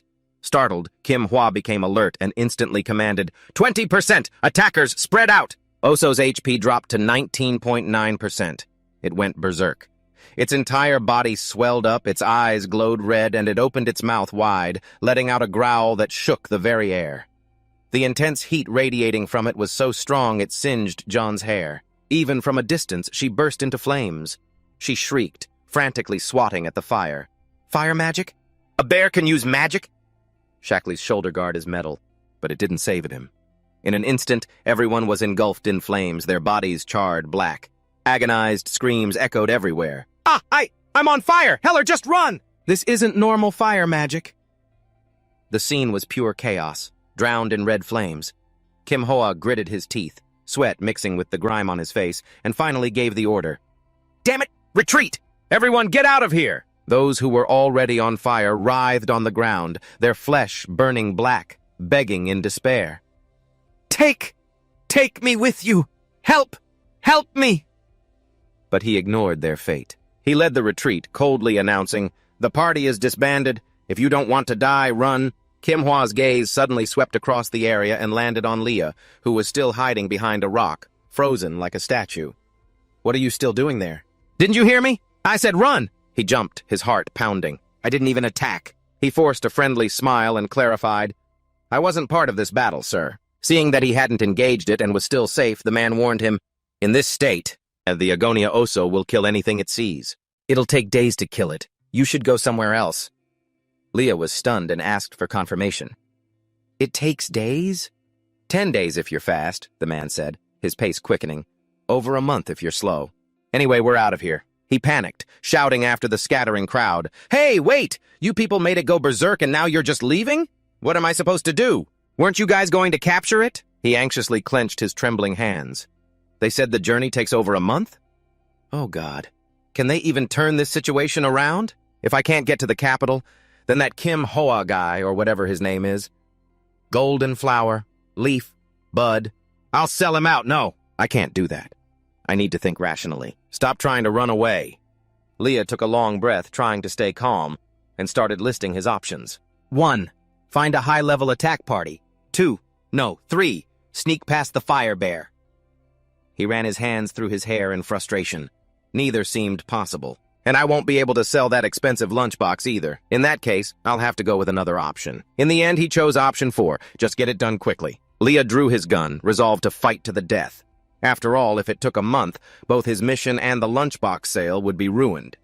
If he couldn't form a party, he'd just have to handle it himself. Its health is below 20%, so I have a chance. That other party already wore it down for me, so I have enough time. 1. He stood up straight, took a deep breath, his eyes wide as he focused on the giant monster in the distance. 70 meters, southeast wind, minimum velocity 2 meters. All right.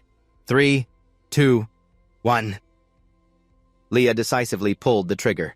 The gunshot shattered the night. The Oso froze, instinct screaming danger. It roared and turned its head back, and in that very moment unintentionally exposed its weak point. The bullet embedded itself right between its eyes. The powerful impact made the colossal body stagger. Smoke rose from the still-hot barrel. Leah swallowed hard, his trembling hand tightening its grip on the stock. Inside, he was screaming, I hit it in the head. Some distance away, Kim Hwa walked along, rubbing his chin thoughtfully. Maybe I should form a new attack party. 6 people? No. If we form a party of 7, it might be possible. Just then, a girl called out, Mr. Flowerleaf! Hey, Mr. Flowerleaf! He glanced at Lamia. Hurry back to the village. There's no time for idle chat. Flustered, she explained, no, sir, please look behind you. A moment ago, the person hiding behind the rock, I think he shot something. Skeptical, he turned to look in that direction. Shot something? Suddenly, Kim Hoa was filled with regret. A musketeer? If I'd known, I would have let him join the party when we were forming it. Since he hadn't witnessed it, he asked Lamia for details. Where did he shoot? Did it hit? She answered honestly, her voice filled with disbelief. In the head, sir. Right in the middle of its head. He quickly began calculating the benefits of a musketeer's attack power. This musketeer, he's good. If I form a proper party and let him join, we might actually be able to capture it. Someone else exclaimed in amazement. From over 70 to 80 meters? How did he even hit it? Kim Hoa silently agreed. To hit it in the head from that distance, he's got real skill, Nia-san mumbled, half in doubt and half intrigued. If we formed a party with that guy, we could probably catch it, right? Lamia was eager to try. We don't have many people left, so we have plenty of open spots. But then Kim Hoa suddenly turned and walked away. A cold voice cut through their hope. Stop with the useless talk and just run. Stunned, she asked again. But he already shot it in the head. The guy was completely unfazed. Pretty good, but that's as far as it goes. Nia-san looked bewildered. That's it? Kim Hoa calmly analyzed. It takes a musketeer a whole minute to reload. He just fired, right? He'll be dead within the next minute. Leah, completely unaware of their conversation, was still standing there in stunned disbelief. I hit it. Right in the middle of its head. So how is it still alive? There wasn't even a scratch on Osso's forehead. Its eyes blazed ferociously, overflowing with killing intent as a cold system sound rang out like a death sentence. Roar of agony. Osso the bear has entered a state of terror. You cannot move for 2 minutes. HP and stamina decreased. Leah cursed impatiently. Damn it! It got shot in the head and it's still alive? His body trembled as he struggled to move, but it was useless. Cold sweat poured down like rain as his pale lips mumbled in despair. I celebrated way too soon, and what's worse, that monster is targeting me. In front of him, the giant, flaming monster changed direction, stomping its way straight toward Leah. Leah gritted his teeth, tensing his body. His entire body trembled as he fought against the effects of Osso's skill. With shaking hands, he tried to pour oil into the gun's chamber. Damn it! Pour faster! Just then, another player lost his nerve. He screamed in panic, turned, and ran. Osso immediately roared as a violent flame erupted, engulfing the man in an instant. His body was incinerated into ash. The final look of terror was still etched onto his charred face. Horrified screams spread across the battlefield. Stay away! Run away! Help! Put out the fire! Cries for help echoed from all directions, mixed with the sound of chaotic footsteps. The giant monster paused, its bloodshot eyes scanning around in confusion, unsure of who to attack first. It was thanks to that moment that Leah bought himself some precious time. It's not coming straight for me? That penalty is making my hands shake too. But if it takes 2 minutes to reload, it'll kill all of them and then me. Casting aside his pride, he yelled with a hoarse voice, Help me, sir, the leader from before! Can you hear me? I'm confident I can hit it, so please come and tank for me. But despite his pleas, no one appeared. Leah trembled with anger, gritting his teeth and muttering, Damn it! Did he really just run off already? His faint hope vanished. He couldn't expect anything from the others, who were only letting out heart-wrenching screams for help. Osso roared, and with every step it took, fierce flames erupted. It incinerated everything in its path. Any unlucky player who got too close was turned into a human torch. The distance between it and Leah was closing in. At this rate, I'm dead. His heart pounded wildly and his breathing was erratic, but he tried to suppress his panic. His trembling hand tightened its grip on the gun. It's okay, Leah. Stay calm. Let's just go for one more shot. Let's see if I can land 2 shots to the head at this range. Come on, there's only one target to aim for. His eyes locked onto the slowly approaching figure of Osso, its giant, flaming body like a walking volcano.